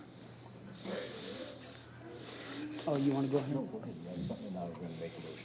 Okay, yes, I have a few things to say. Okay, so we went through all the normal things for an operational review, and we've hit all the things. One is identify the need for change, address the current state, evaluate potential impacts. Number 4 is develop a plan for change. That's where we are right now. And number 5 is monitor and evaluate. So we've gone through those steps, and I want to say that, you know, I'm going to get a little personal here, but sometimes I get irritated when I'm on social media when I see misinformation. Things like saying that the town still euthanizes without anesthesia. There was a video posted saying that we were all what do you call it?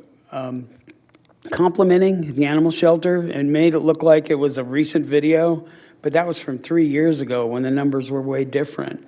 So this is a lot of misinformation out there. If you feel like you need to know more, call me. I mean, my phone number is 760-447-4015. You've probably all seen it online. I give it out all the time, 760-447-4015. And James has it. But this isn't an old boys club because I was elected 6 months ago and no one ran against me. And why? I mean, it probably would have been nice to have a woman up here or someone else, but no one ran against me.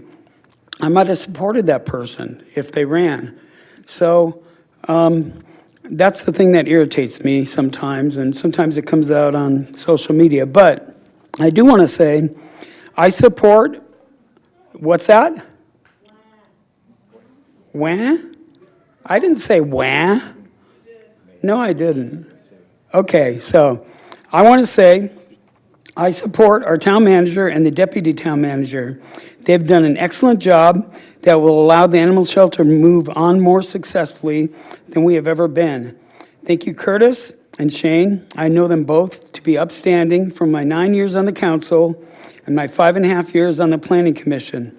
I fully stand with them, and we will move forward together. I also give kudos to the town council for their desire to fix this. I know I have responded to 99% of my emails and text. I may have missed a few, but I do try to get back, and like I said, I just gave you my phone number. Most of all, thank you to the dedicated employees. Every time I go to the shelter, or when I visited the Apple Valley shelter a few weeks ago, it's very depressing. It's hard to go in there, but you have to do it. But the employees that work at the animal shelter, and those that have other positions at the town, and they're temporarily helping, and they still are. It's emotional, it's a draining job, and they have had stuff from on social media said against them, and that's really hard to handle. So not everyone, just a few of the public, but for the employees, it makes it a sad situation when somebody says something negative about an employee. So thank you to the employees of the animal shelter, all of you. You should all have your green thing up. Okay, and thank you to the responsible citizens, all of you. I want to work with all of you. I want to work with you. I want to work with you. I want to work with you. I want to work with you. I want to make a positive impact. So thank you for being here. If, like I said, you really helped with this matter, and it really helps. And I want to say it's time to move forward and stop focusing on the past. Let's work together and create a solution for the future in an organized, responsible manner. Mission is not accomplished yet. It never will be. But we will be winning, and we will continue to win if we work together in the future. So with that, is there anything else? I'd like to make a motion. If there's no other discussion, I'd like to make a motion that we receive and file the draft operational review. I would like to make that motion also including we have provided input to the staff. We're directing staff to return to the council for proposed budget amendments and to direct staff to propose and negotiate changes or required changes to the existing shelter services agreement with the county to implement immediate recommendations as directed by the council. That's my motion. Before we second that, it says something about proposed budget amendments. So would that include that? It'll be coming back. Because we didn't discuss that. So in your prior meeting in May, we presented a range of numbers for the programs that we have outlined here. We anticipate that that will be included in the next budget amendment that's brought before the council for amendments to the 25-26 fiscal year budget at your second meeting in June. And Great. as a point of clarification, and that's one of your recommendations, is to ensure that we coordinate with county. Our shelter services both town and county. the financial structure is such that both agencies have the ability to provide input. So all of these recommendations that we're moving forward, even if it's $1 sign, is going to have an impact on that contract that we have with San Bernardino County.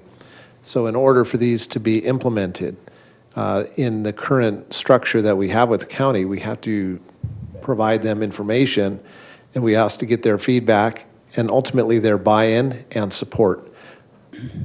This hasn't been done in a vacuum. We've had some of those conversations at an informal level with our county partners, and we believe that we have their support in moving many of these recommendations forward. But that needs to be memorialized and finalized in a formal document. So that will accompany the budget. In other words, both have to happen simultaneously. Thank you. So is there a second? Yeah, second. So Abel and Schooler.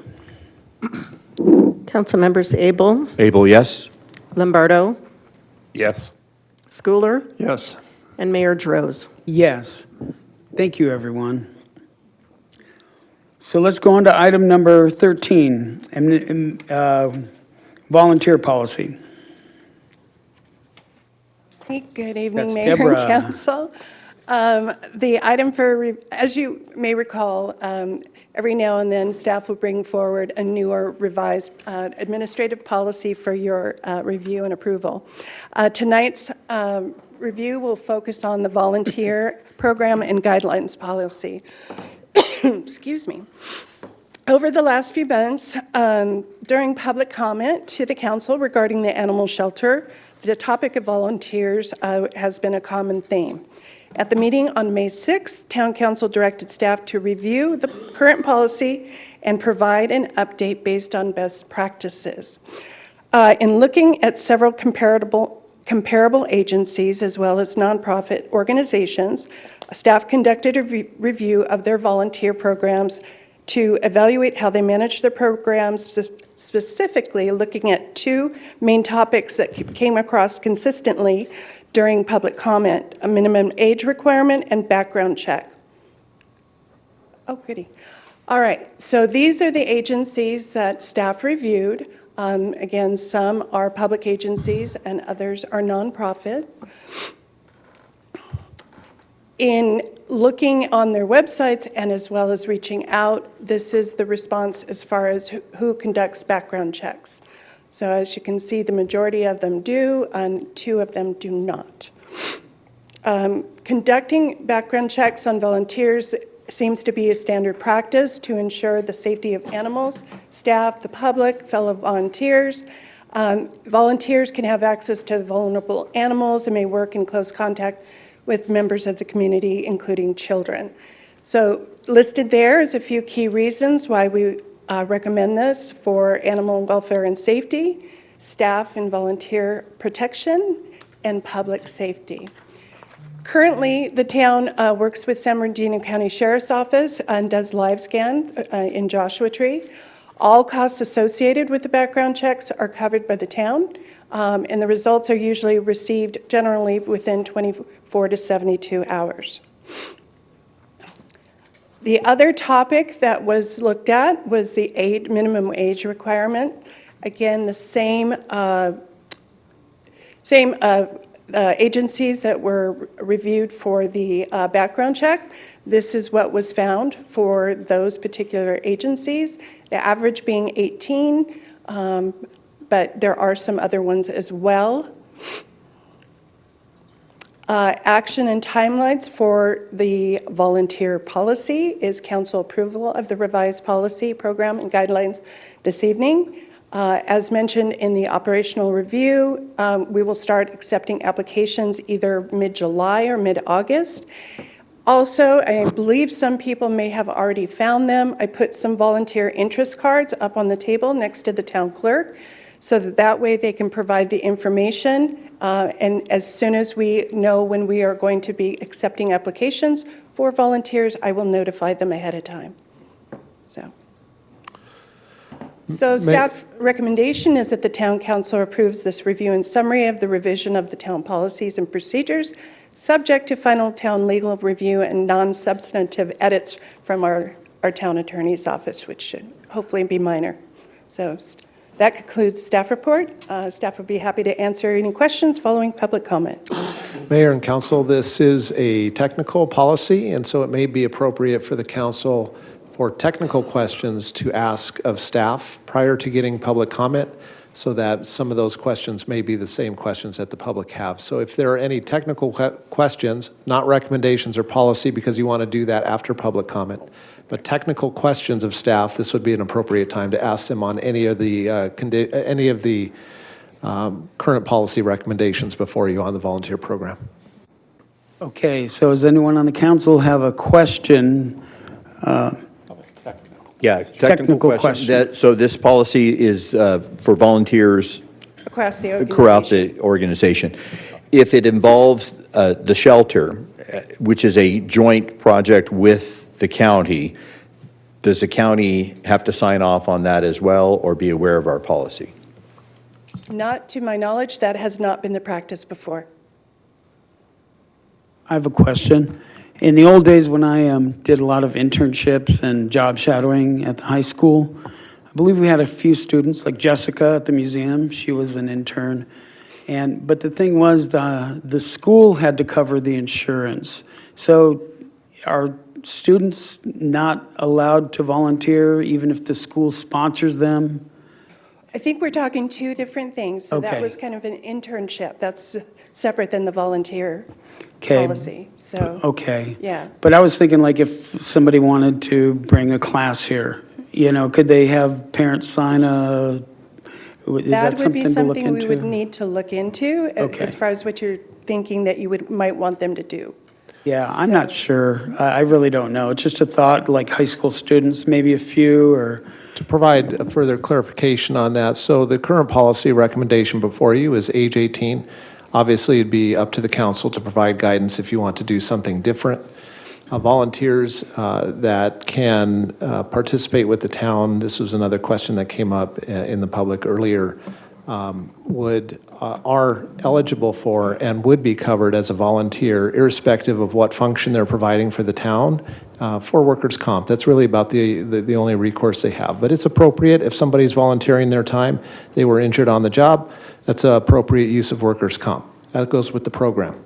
okay. And likewise, we may look at and have, in fact, in the packet that you have a waiver form that would be required to be used.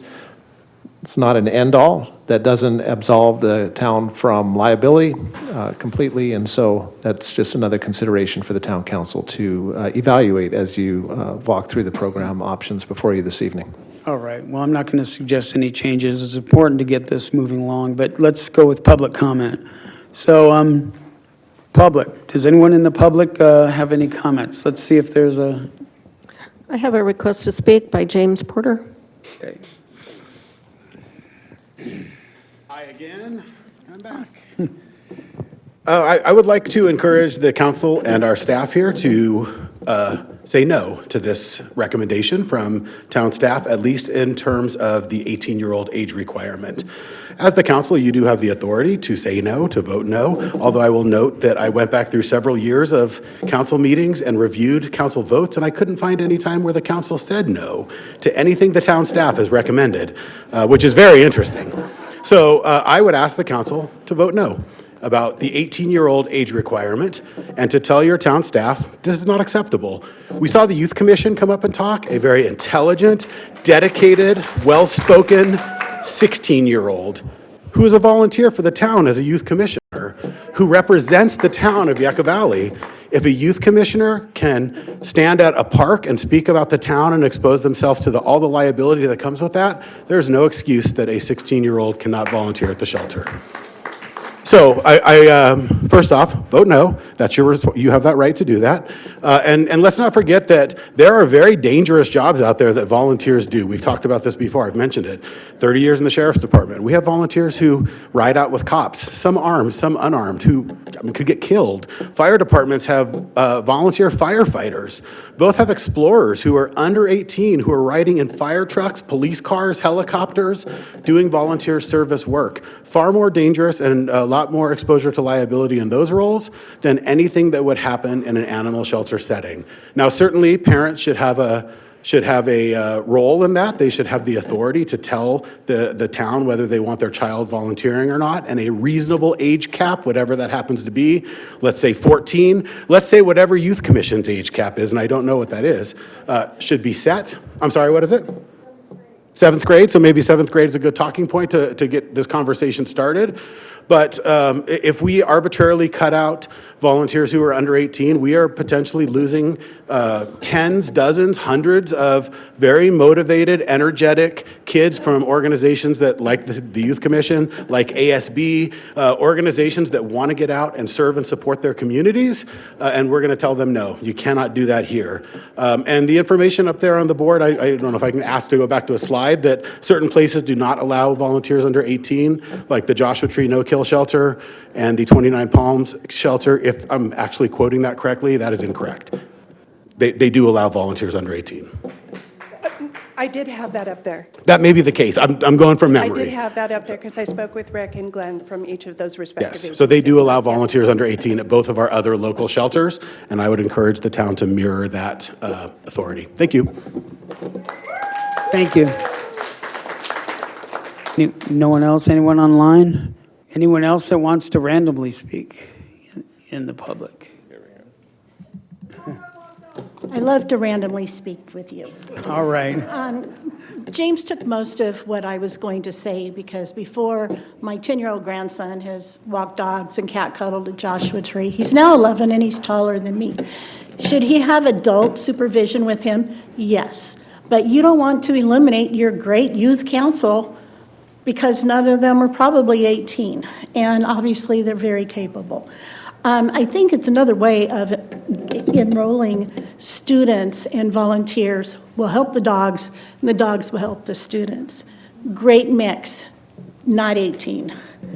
And I do have a question. The slide that you had up with other places and over 18, was that for their overall volunteer program or just working with the animal shelters? That was specifically for the shelters. Thank you, I appreciate that. And thank you again for putting this in place. Thank you. Anyone else?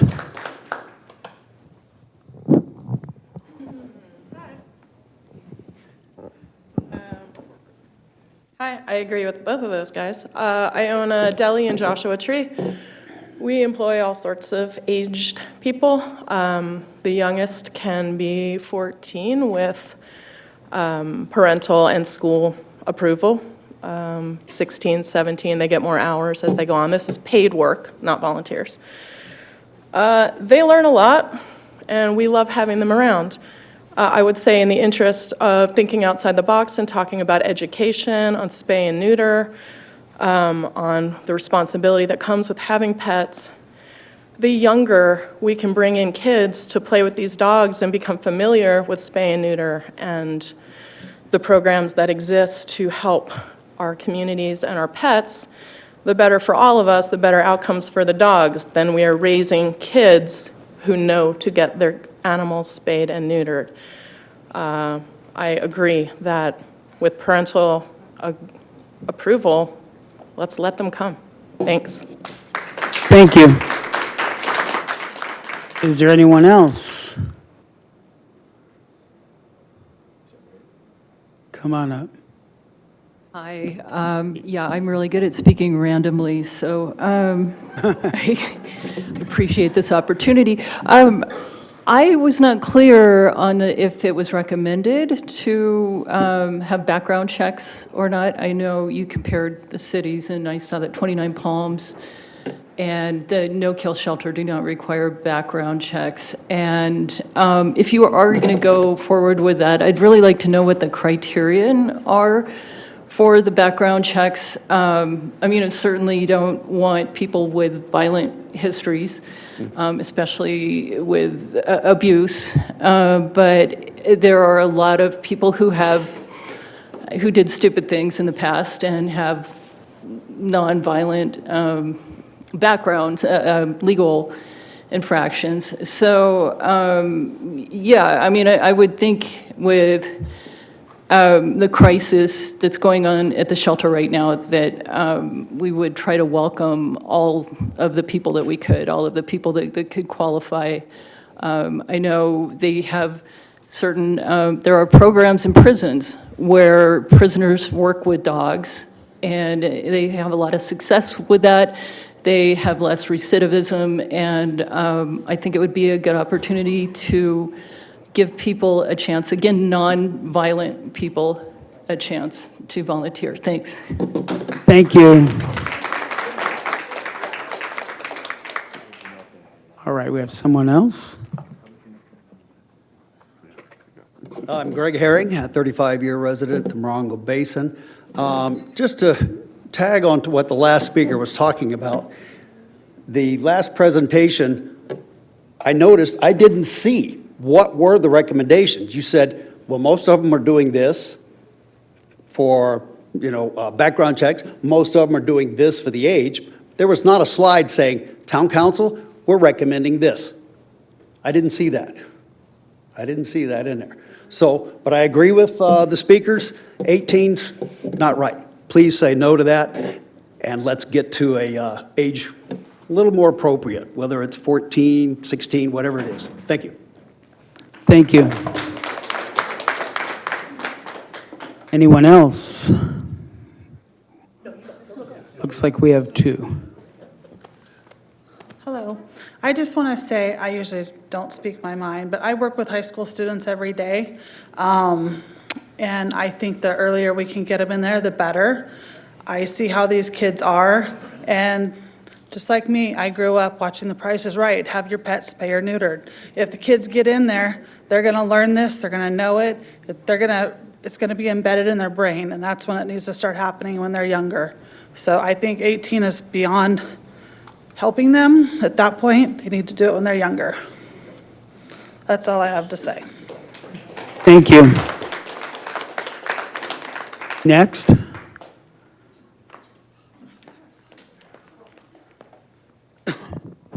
Hi, Natasha Francis, Yucca Valley resident, 40 years. I would like to know if the inmates that volunteer at the Yucca Valley Animal Shelter get background checks. And I would also like to point out that my 14-year-old niece has been volunteering at the Joshua T. No-Kill Shelter for over a year now because I signed a form for her to do so. And she is there once to twice a week and has been for over a year now. Thank you. Anyone else? Nobody online? So we're good. So let's take it back. Oh, we have one more. Greg Gendron, Yucca Valley since 2017.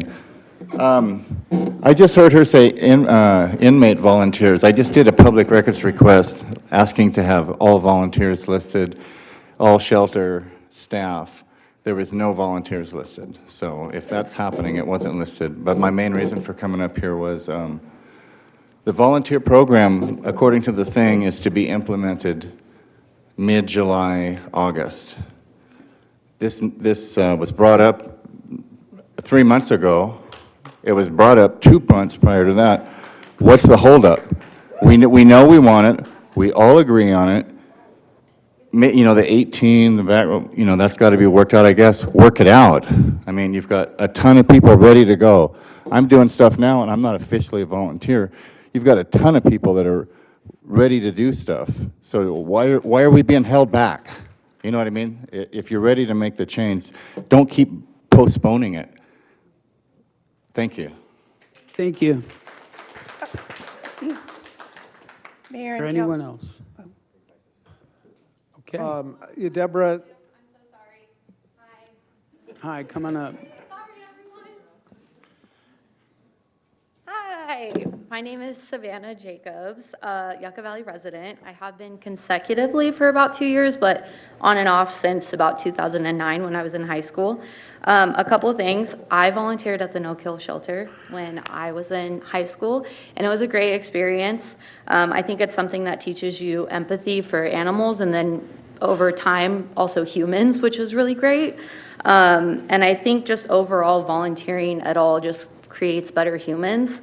And I feel like this is also something that kind of goes in line with you guys talking about wanting to educate the community. These children are people that are going to grow up and be a part of this community, this council. And so I think helping them integrate early into understanding what is going on is only going to benefit us in the long run. That's all I have. Thank you. Thank you. Looks like we have one more person. Hi, Leila Lavender again, Yucca Valley resident of 9 years.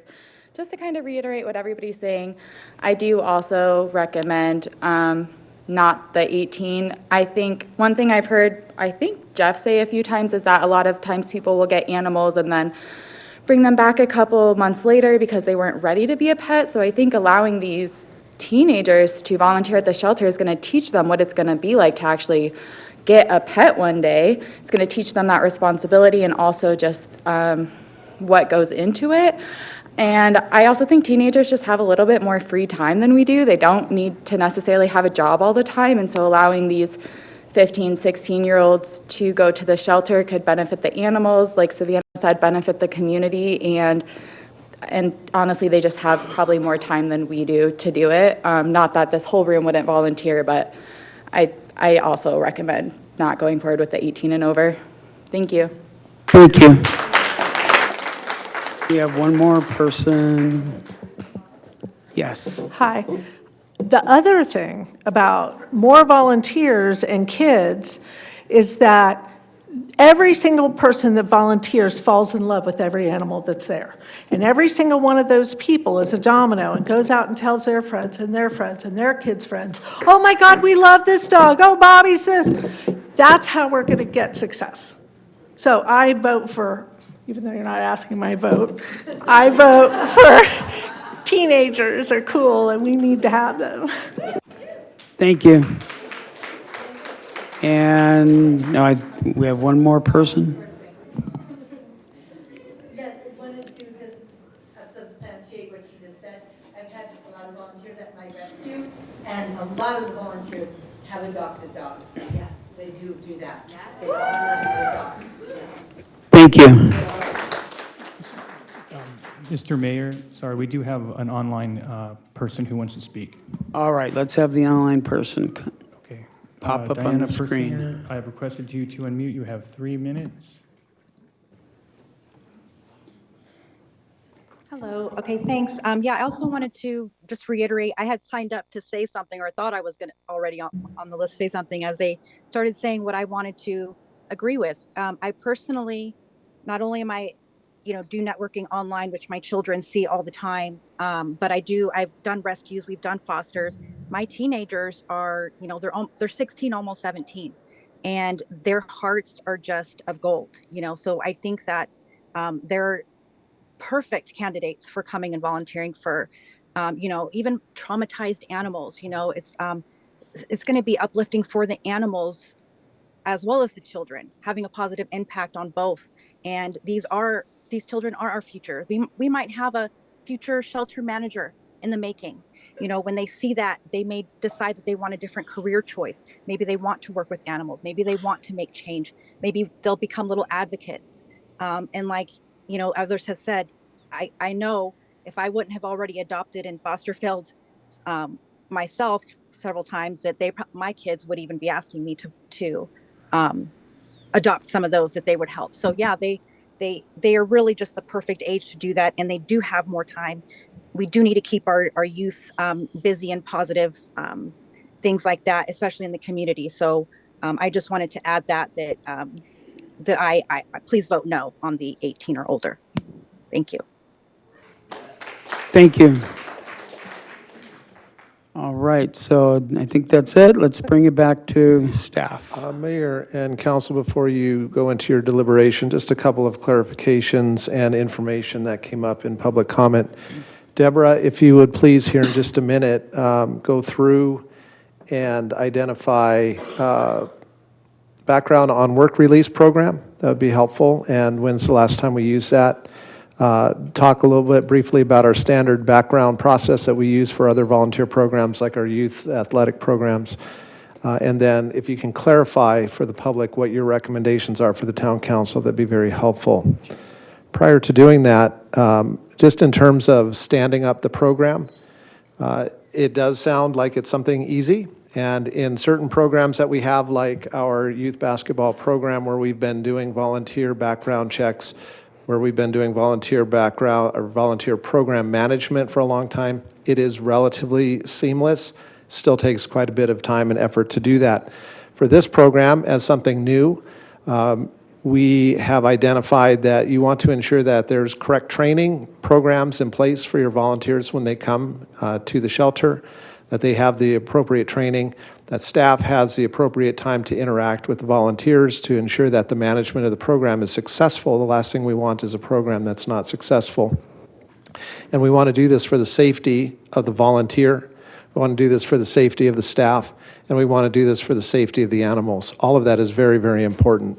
And then finally, whether it's a waiver, whether it's workers' comp, all of those things are demands, potential demands on the Yucca Valley taxpayer and the Yucca Valley residents. So we want to make sure that we do our due diligence in standing up these programs to protect the residents that live here in town and their exposure through any program that we have like this. So with that, Deborah, if you can go through those items that I requested, please. Of course.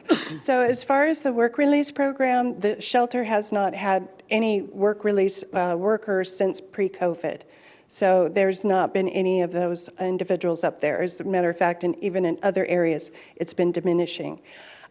Second, as far as the criteria regarding the question that was asked, we have a criteria that we do with our current basketball players for our youth, well, across the board, I should say, for any volunteers. And so it's a case-by-case basis. We want to make sure that there's no violent behavior in the person's background. So there's certain light things that may not preclude them from coming on board. So again, it's a case-by-case basis. We look at it just to make sure that it's not going to be a threat to the organization. As far as the third item, I apologize for not being clear.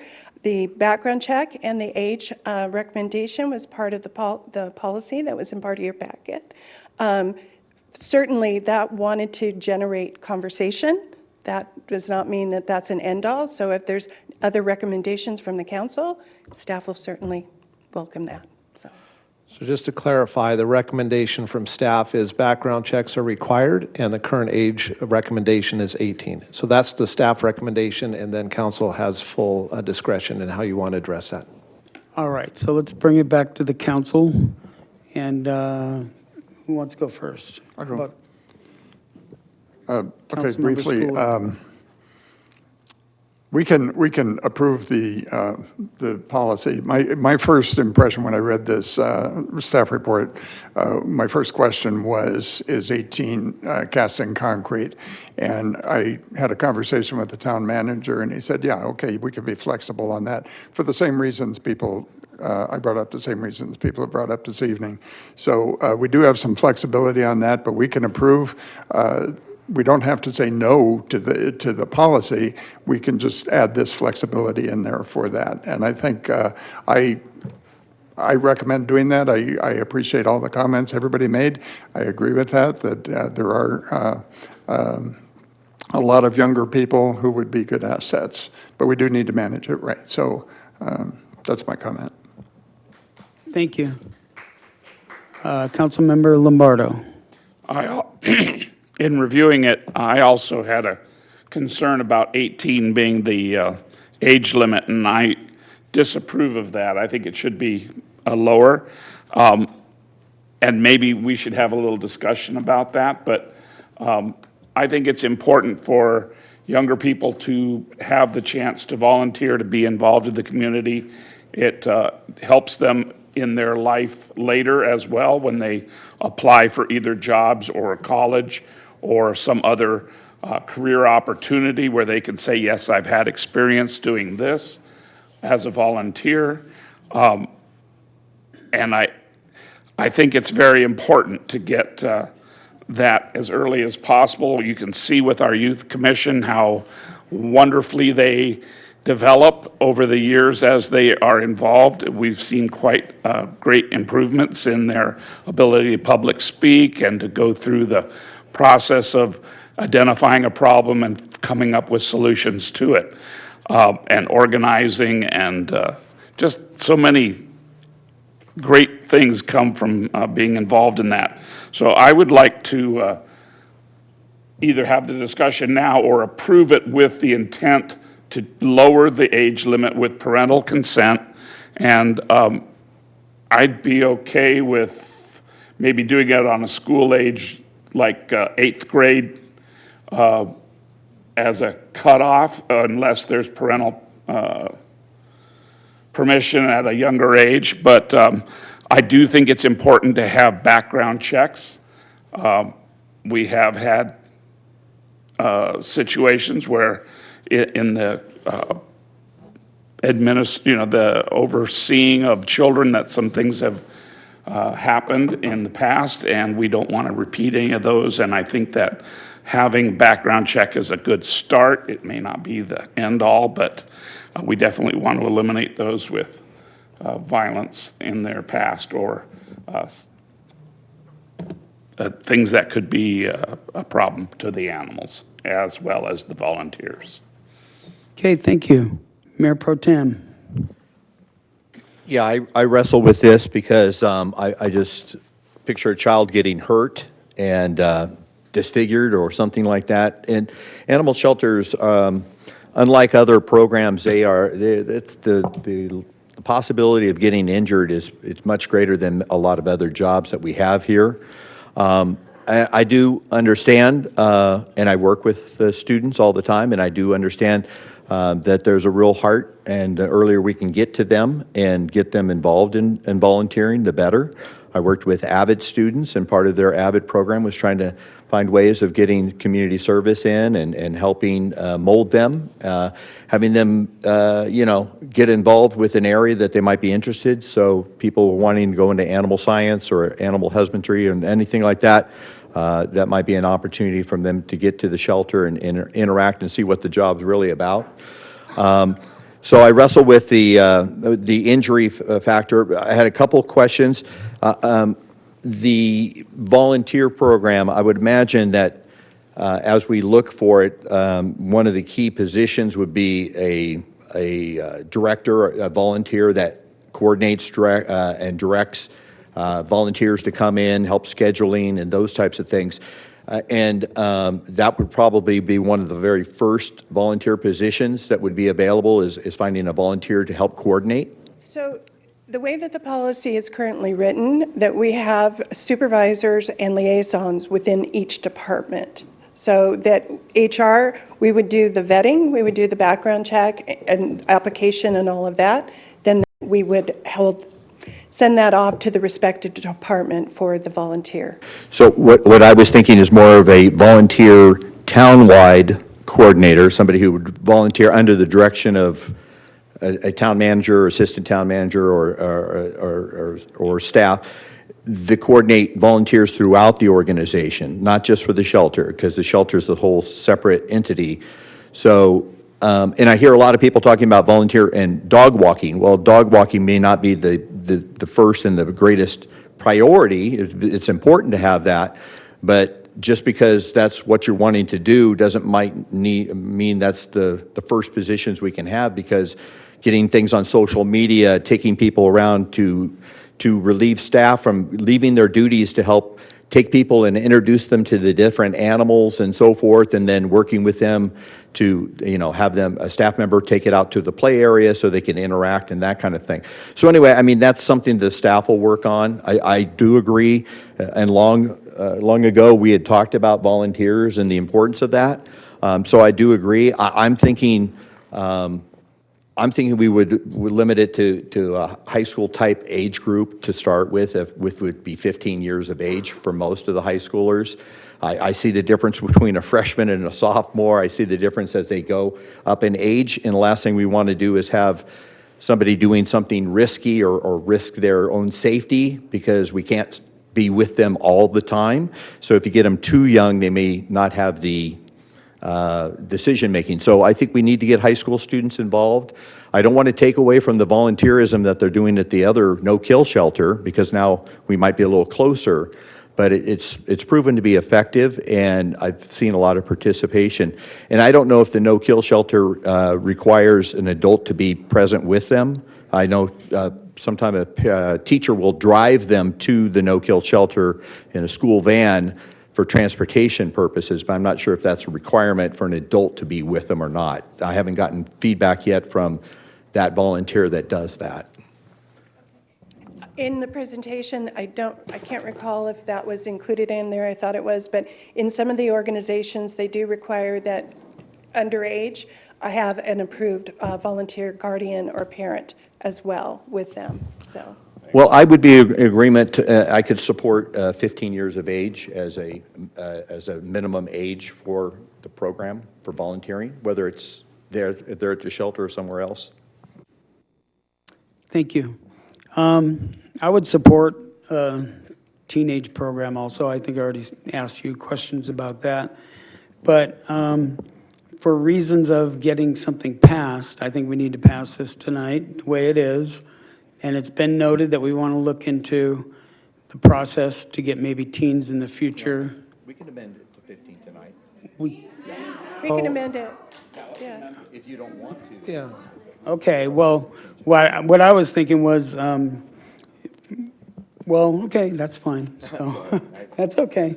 So I guess we'll look for a motion and see what Yeah, everybody Mayor, wants to do. if I might provide you a couple of options for this evening, based on the comments from the council that we've heard. One would be your first option would be to adopt the policy with, as it's presented, with the age dropped for volunteering to, I would say, 16. And the reason for that is that's about the age where individuals can drive themselves and a little bit more, and that would be 16 without, they would have to have parental consent, but not necessarily a volunteer parent with them. And then either tonight or subsequently through your standing committee would be an opportunity to evaluate at some point, once the program is up and operational, the volunteer program would be then to consider maybe extending that under 16 with a parent or guardian with them. But we would request that, or at least have the council consider to do this incrementally. I think starting at 16 as a driver's license eligible would work quite well. That's a good idea. Excellent. That's good that we can do that tonight.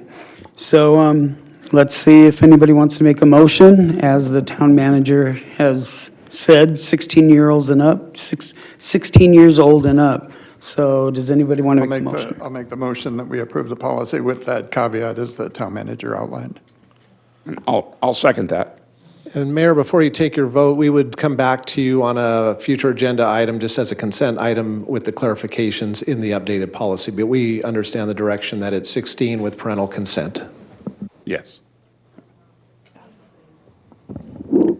Council members Abel, Yes. Lombardo, Yes. Schooler, Yes. and Mayor Droz. Yes. All right. Thank you.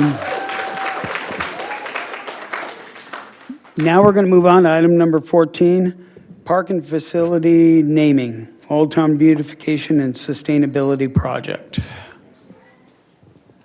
Good evening, Mayor and Council. This item is a recommendation coming from your Parks, Recreation, and Cultural Commission regarding the naming of the new Old Town Beautification and Sustainability Project. The recommendation this evening is to review the PRCC's recommendation to name the facility Founders Plaza at Old Town, determining if the council wishes to accept the recommendation or wishes to make an alternate selection.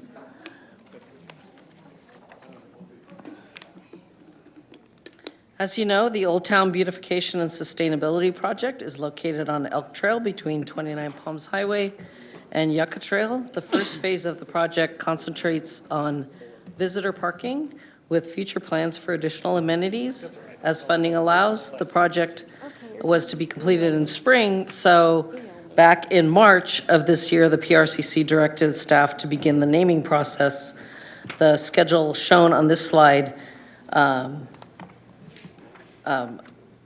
we followed the schedule shown on this slide, and it featured a 30-day proposal submission period and review by the commission to bring this recommendation to you today. And here's just a slide of the project itself, the Old Town Beautification and Sustainability Project for reference. Background on the policy in 2012, prompted by the completion of the new Essig Park. The Parks, Recreation, and Cultural Commission worked with town staff and finalized a policy for park and facility naming that was subsequently approved by the town council in 2012. And naming of all town parks and facilities are now subject to the criteria and procedures specified by the policy. Thank you. The policy provides for naming based on location in the town, location within a subdivision or tract, the fronting on a street, the presence of or proximity to a natural or geological feature, or the cultural or historical significance to the community. Parks and facilities may be named after a person, family, or organization under certain circumstances, including those who were instrumental in obtaining funds for the land or facility, donated land or funds, and desires to have the facility named in their honor, or a person who has been deceased for more than 2 years and the council believes their contributions should be recognized by naming the facility in their memory. The 30-day submission period drew significant public interest. A total of 77 unique names were submitted by 312 contributors. At their meeting of May 14th, the PRCC reviewed the proposed names. After discussion and public comment, the commission noted the large number of proposed names that featured the founding families of Yucca Valley. The commission felt that this location was ideal for recognizing our local history for the enjoyment of residents and visitors alike. The commission felt that Founders Plaza at Old Town would create a special place to recognize our amazing founders and is recommending that an accompanying recognition program be implemented along with the naming recommendation. The meeting minutes and commission discussion can be found on stamp page 356 of the packet. This slide simply shows some of the images that reflected the comments made by the commission. So they sort of envision some sort of maybe a wall of honor or some sort of signage or historical data that might be used to recognize those individuals and share the history of Yucca Valley. To conclude, the recommendation is that the council consider the recommendation of the PRCC and determine a name for the new town facility, temporarily referred to as the Old Town Beautification and Sustainability Project. And that concludes the staff report. Be happy to answer any questions after public comment. Thank you, Sue. Is there anyone in the public that would like to comment on this? Leslie, is there anybody? Anybody online? Anybody in the public sitting here? No? Okay, let's take it back to the council. Who wants to go first? I can if you want, or you. I will. I'll go first. It might give you something to think about. I do like the name, but I was a little disappointed it wasn't a name that was submitted by the public. I wish it would have been a name or a variation of that name. The closest one I could find was somebody submitted, let's see here, Heritage Square. So what is heritage compared to a founder? And square versus plaza. A square is often, I'm reading a definition, often associated with the heart of a town or city. A plaza can be used to describe commercial areas, shopping centers, or public gathering spaces. So it seems like they both fit, but I'm just concerned we didn't incorporate any of the suggestions from the public. And I did like Heritage Square. So that's really all I have to say, something to think about. But I like Founders Plaza also, but I just wanted to mention that.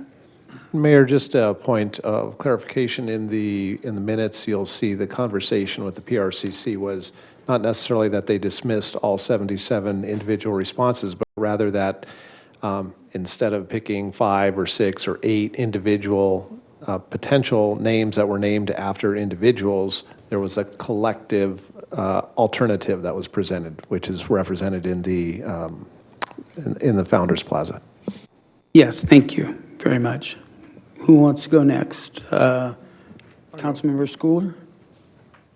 Yeah, I like the compromise, and I think it works. It fits to have the Founders Plaza at Old Town. I think that's important to put that in there because we're trying to make that a little more of a thing, the Old Town, kind of cement that in people's thinking. Can we go back to that second last slide? Because there's, when I'm thinking Founders Plaza in the second last, so one more back. Oh, maybe one more. What am I doing here? I saw one with a bunch of pictures. Oh, yes. It's coming.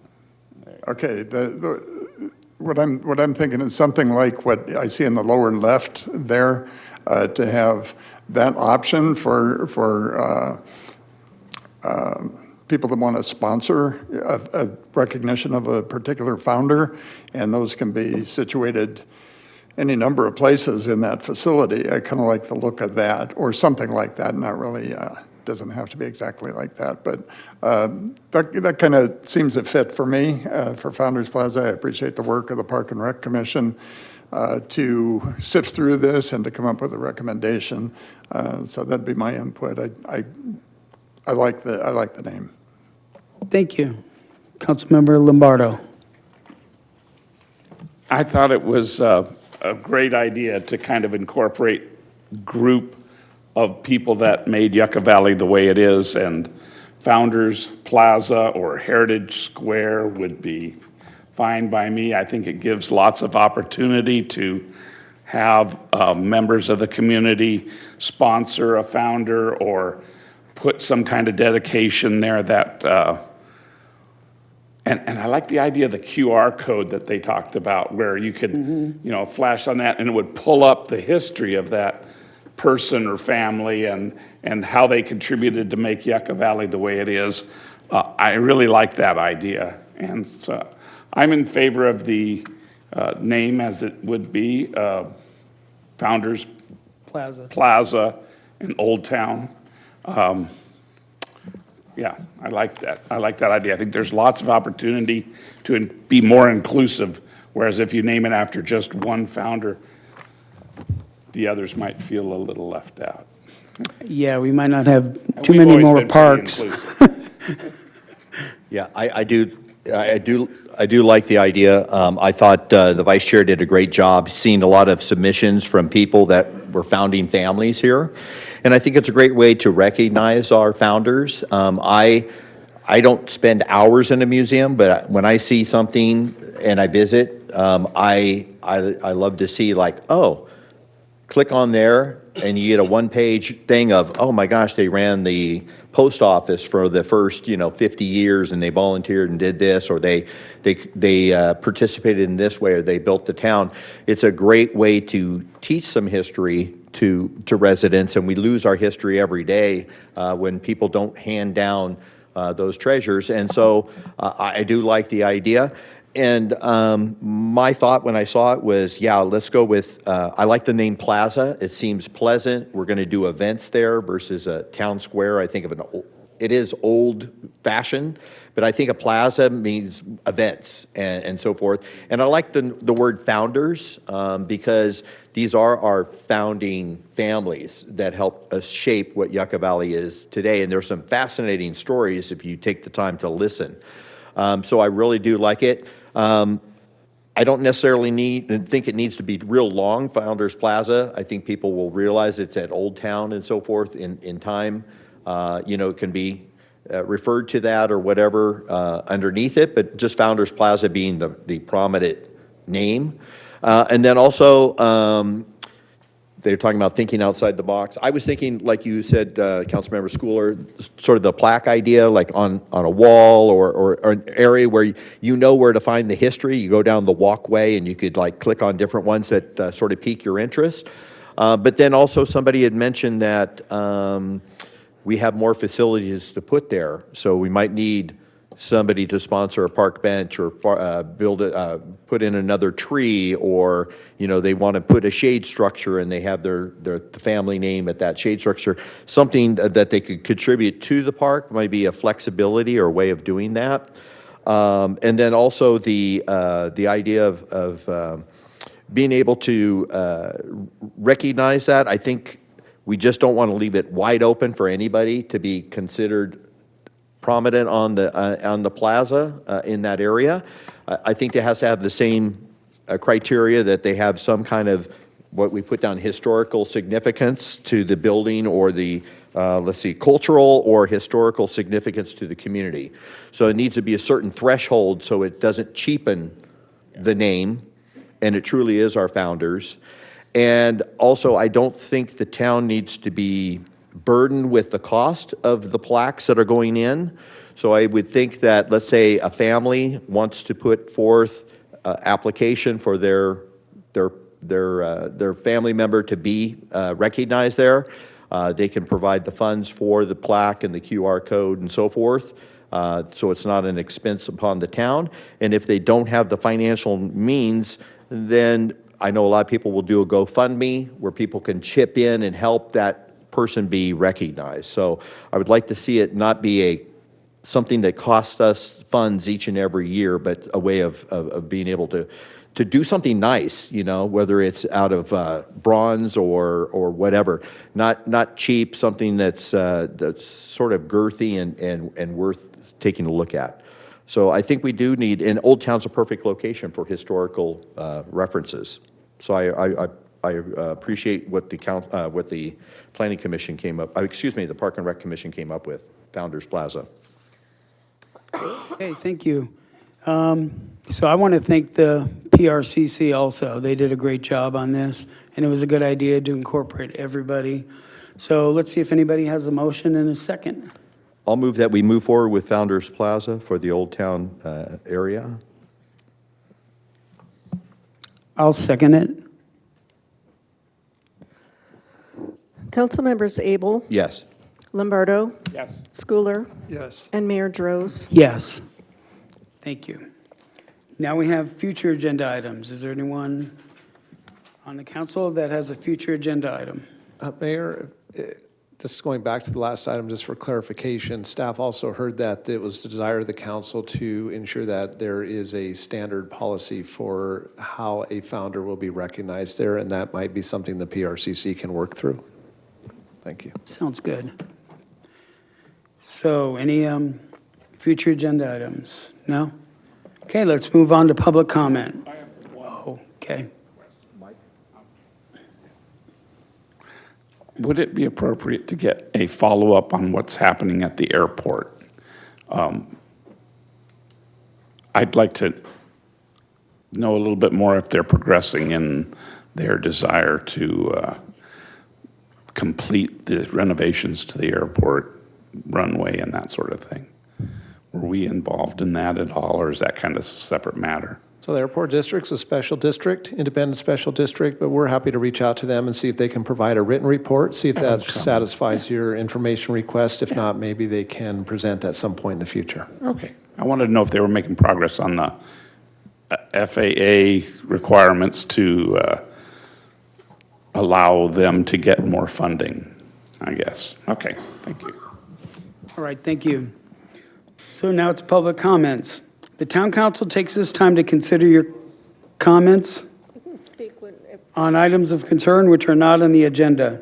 When you are called to speak, please state your name and community of residence. Please limit your comments to 3 minutes or less. Inappropriate behavior which disrupts, disturbs, or otherwise impedes the orderly conduct of the meeting will result in forfeiture of your public comment privileges. The town council is prohibited by state law from taking action or discussing items not on the printed agenda. So is there anyone in the public that would like to make comments? Yes, come on up. Greg Herring, 35-year resident. I want to comment real quick on something I just heard from Mayor Pro Tem on this latest proposal. I would recommend not using bronze. The reason I say that is I'm a member of the Eclampus Vitus, and we put up historical monuments all over the West here. And we have had to stop using bronze because folks were stealing it for the money. And we've resorted to going to granite. We now use granite and put all the inscription on that. No one wants to steal granite. So I just wanted to say that. You may not want to use bronze on those plaques. Thank you. Thank you. Anyone else? Art? Yeah, regarding the plaza, Founders Plaza, whatever it's going to be called, and so the criteria for a founder of the community is going to, that definition or is going to be developed by the Park Commission? And then whatever definition they come up with, is that going to come back to the council for their final approval? I would assume so. I believe so. Should we wait to answer it or do it later? Oh, yeah. Well, do you have the answer? I think it'll. I just stated I what I think had yes or heard. no. It's if I heard incorrectly or incompletely, you can correct that. So it sounds like the council would like the PRCC to develop that policy for recognizing founders, and then that to come back to the town council for final approval. Yeah, that's normal procedure. Understood. So. Okay, great. I appreciate that. Thank you. Thank you, Art. Anyone else? Anyone online? Yes, we have 2 speakers for online. Eric Menendez, I've requested you to unmute. You have 3 minutes to speak. Hey there, can you guys hear me? Yes. Hey there, I wanted to make it over for today's meeting, but we kind of had the thunderstorm that moved through, so I'm going online. I just want to do a few quick acknowledgments and congratulate you on the completeness of the park and Founders Plaza, we shall call it. Councilmember Lombardo, we were talking at the groundbreaking a few months ago regarding Freedom Plaza, and you kind of were saying, oh, it's such a nice thing. Wish we had a big place like that. Well, I think it's great. Founders Plaza now, this could be the beginning of Yucca Valley's little spot, because I think it's so important for what you do. And hopefully we can work together throughout the region to say, hey, there's also Freedom Plaza down the street, because that's what I'm all about. And one last thing, I know this light is like blinding you guys on the screen, but one thing I also want to acknowledge is your community engagement. I know at your breakfast with the mayor, when we transferred to between Mayor Lombardo to Mayor Drozd, Mayor Drozd, you asked me about what can we do to encourage more community engagement, and I just think you guys are doing such you attempt your PR firm, or I learned about it a few council meetings ago. I think they do a good job getting the word out, but I agree with what you're saying about the Heritage Square and so forth, that we need to have more public engagement when it comes to just routine things like this, and we shouldn't have to wait for unfortunate things like what was going on at the shelter to get people engaged. And just thirdly, I want to say it's a different perspective to see this from home. I love how the people in the audience have their signs, if they like something or don't. I don't know if they have a thumbs down one and a thumbs up, but I think you have an amazing sense of community, and I love the fact that you include people such as myself who may not be right now in Yucca Valley, even though I used to live on the Mesa, and you kind of include the folks in Joshua Tree who are so underrepresented. So I applaud everything the town council does, and I look forward to watching you continue and grow. Thank you. Thank you, Eric. And I guess we have someone else online. Yes, we have one more. Diana Persinger, I've requested you to unmute. You have 3 minutes to speak. Hello. Okay, thank you. I just wanted to go back over some things that I had forgot to mention or didn't have time to mention. Some of the other volunteer ideas that could be utilized is for the networking, maybe taking pictures of the dogs, adding a little bit of the temperament information to their cards, using Facebook. I know that there's only 32 dogs currently on Pet Finder, but really all 100 dogs should be on Facebook. So I make these really intricate posts daily, multiple times a day, that takes me 20 minutes to type up, especially if I use, that's at most, and that's exceeding the only things you guys would need to type up. not you, but the shelter to have on their info for each dog, copy and paste, utilize copy and paste, just fill it out. But I think once a week is just not quite enough. But if we utilize maybe volunteers or even current staff, just, 30 minutes a day to not just post, but maybe answer a couple questions, lead everybody to the email and to call, if there's more questions after what's provided. But, who's good at social media? Teenagers. And they're good at taking pictures and selfies, all that stuff. So they're creative. So just another idea. And then for the, I know that there's adoption events and we're talking about clinics, but I'm wondering if we can also work on microchipping events. Maybe that would help, keeping some of the dogs from going all the way in. I know we've heard before some places have or actually I think somebody might have recommended it on the council before, that maybe there's a chip reader, chip scanner, something outside would be helpful maybe. But the other thing I wanted to say is, where was it? Yeah, I don't know. Maybe we can save some money on that hefty salary for the current shelter manager and utilize it for some of these clinics and different replacement staff. So thank you for your time tonight. That's all I wanted to say, I guess. Thank you. And I guess that's it. So let's move on to staff reports and comments. Thank you, Mayor. We'll try and keep this relatively brief. Captain, you have anything for the council this evening? Just very briefly, during last meeting, I provided an update highlighting some things that our Detective Bureau, SSS, positions that are funded with Measure Y accomplished. Last night, we had an individual break into the Black Bear Diner, stole some alcohol, actually cooked himself a meal. That individual ended up going over to the senior center and kicking in a door. Did some drinking there as well. This is a case that involved patrol, an SSS, Detective Bureau, and tonight before the meeting, the suspect was not only identified, but was taken into custody. So it's just a shout out to the council for putting public safety as such a priority, allowing us to have those positions. We talk about the high caseload our detectives have. This is one they started the day with and ended the day. So it's nothing that's going to burden them down because we have those resources. So a good success story, and there will be a press release on that tomorrow. Thank you, Captain. Thank you for following the council's priorities, making efforts into, it may be relatively small in the scheme of things, but for the people that are affected, they're big. And we want to make sure that message gets out in Yucca Valley. So thank you for that. Sue, quick update on aquatics opening? Yeah, we opened aquatics registration on Monday and sold nearly 400 lessons in our first day. We usually expect to sell in our first week up to about 40% of all of our classes. People want to get those purchased and get their vacation plans underway and all of that. Just also a reminder that we opened Leonardo's Lab on May 24th. That's our kids interactive exhibit at the museum, and we have our accompanying Renaissance Festival Family Fun Day coming up on June 14th. So. Terrific. Thank you, Sue. Shane? Mayor and Council, good evening. Your Planning Commission next Tuesday will be holding public hearings on a couple items. One is your Senior Housing Preservation Ordinance, otherwise known as your Mobile Home Park Zoning Ordinance.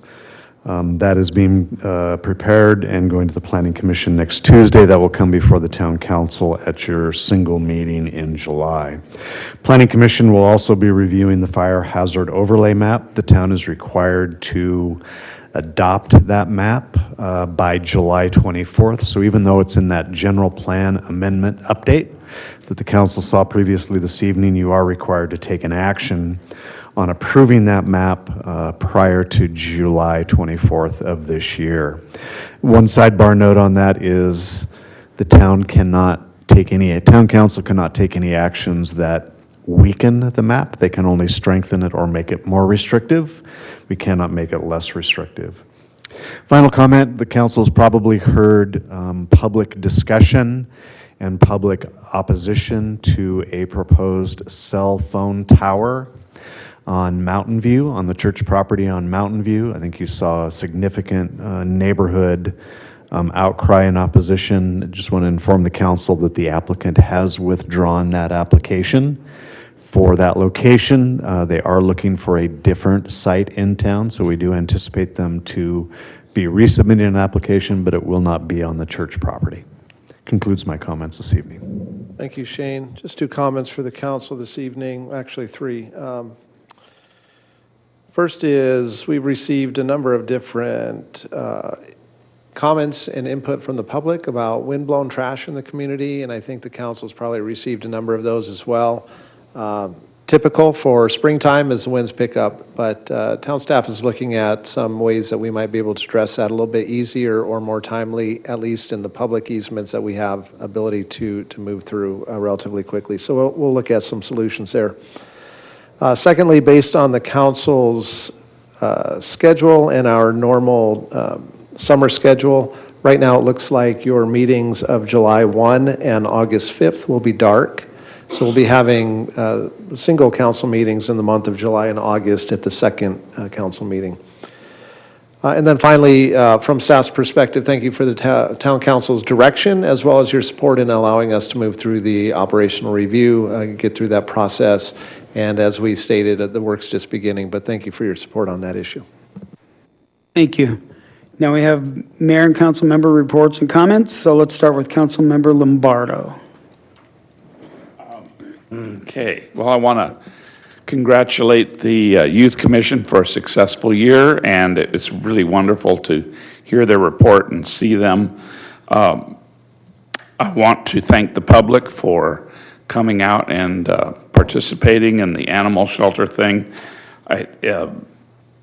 It's important that the community knows that we want to hear criticisms or ideas, and that we will respond appropriately is our goal. And on the lighter side, I want to say that I went over and saw Leonardo's lab as it was being set up, and it is very creative, and I'm very pleased with the way the museum is getting these traveling displays. It really fascinated me, and I'm wondering if our museum has resources that we have that could be organized into a traveling display and moved around, because we have some pretty unique stuff in our museum that's, a lot of it's not even displayed. So I'd like to look into that sometime. Yeah, we only have one self-curated exhibit. It's the scorpion exhibit that we have loaned to other museums. So we don't have a lot of storage space, so those kinds of Yeah, things I know are that that's a big problem, and maybe that's something we can look into in the future, but it was a very creative idea on a way to generate some income for the museum, I thought, too. Also, I attended a world premiere movie that was filmed by a filmmaker here in Yucca Valley and described the life of Mandy Fry, who is the national champion of drag racing. She grew up in the world of drag racing through her father, who built the chassis and that sort of thing, and ended up being a world-class drag racer. And she lives here in Yucca Valley now.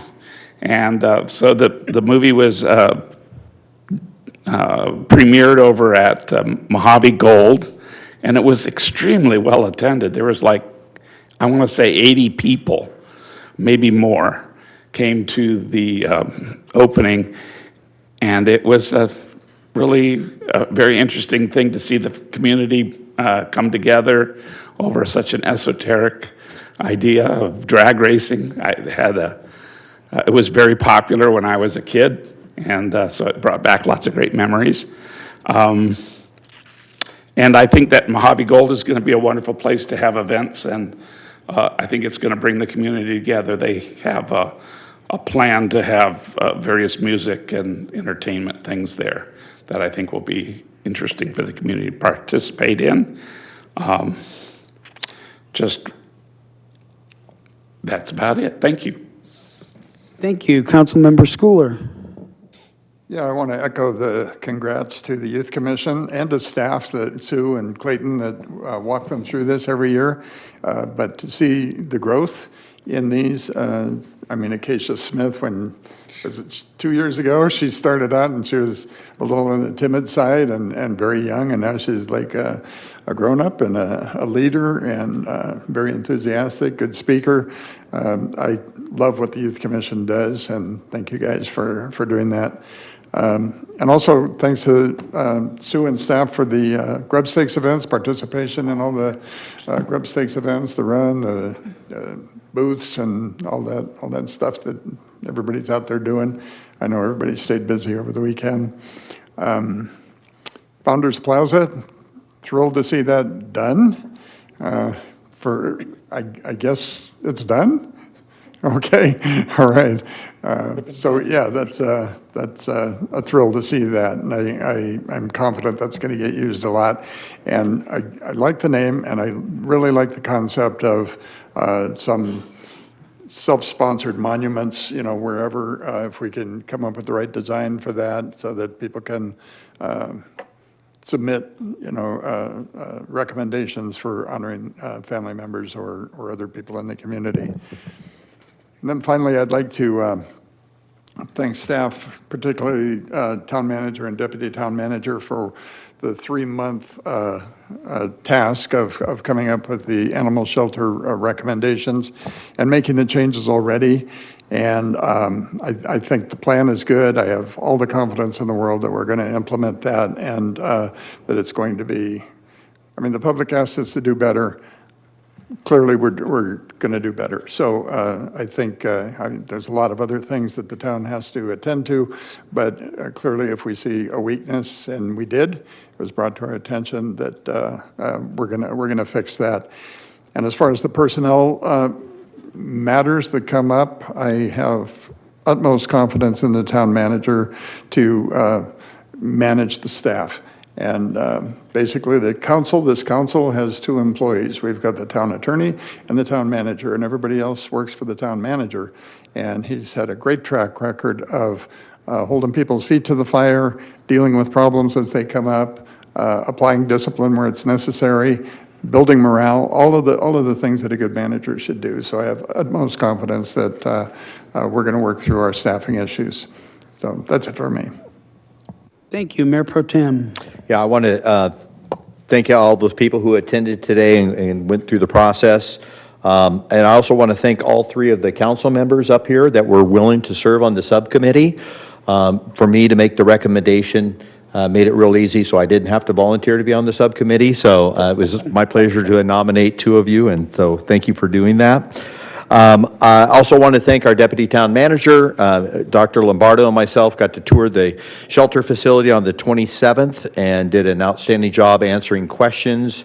And staff welcomed us there and opened up all the doors and let us look wherever we wanted to look. And I want to thank Shane for taking all the time, not only the tour, but then the meeting afterwards, because we still had more questions. So we appreciate your patience with us. We appreciate staff working so well to put together a finely produced product.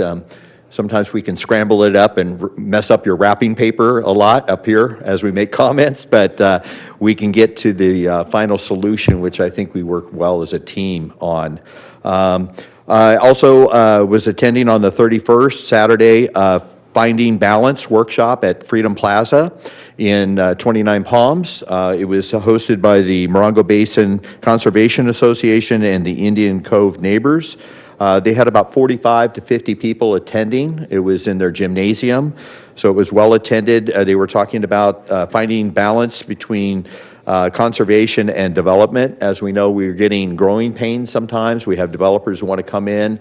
People want to join us at this in the high desert, and they were discussing those particular issues.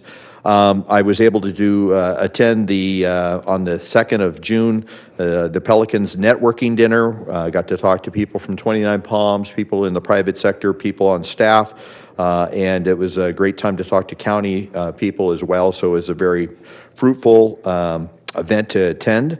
And then I also want to wish and happy birthday to Councilmember Schooler and happy birthday to Councilmember Dennison. Appreciate you guys very much, and we're glad to celebrate your birthday tonight. And thanks for all that you do for the community. Thank you. And yeah, happy birthday, Councilmember Schooler. I told Deborah a story earlier about the balloon I had 6 months ago.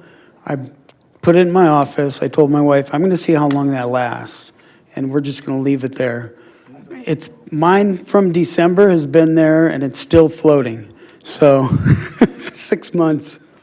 Anyway, I don't have much to say except because I think we've said it all. We had a great meeting, but I do want to mention that I attended the Memorial Day ceremony at Joshua Tree Memorial Park, and I had a small a small part in that, and that was really moving. It was appropriate, and I want to thank the Memorial Park for putting that on. They did a great job. And I also was a judge in the Little Miss and Mr. Minor contest at Grubstick Days.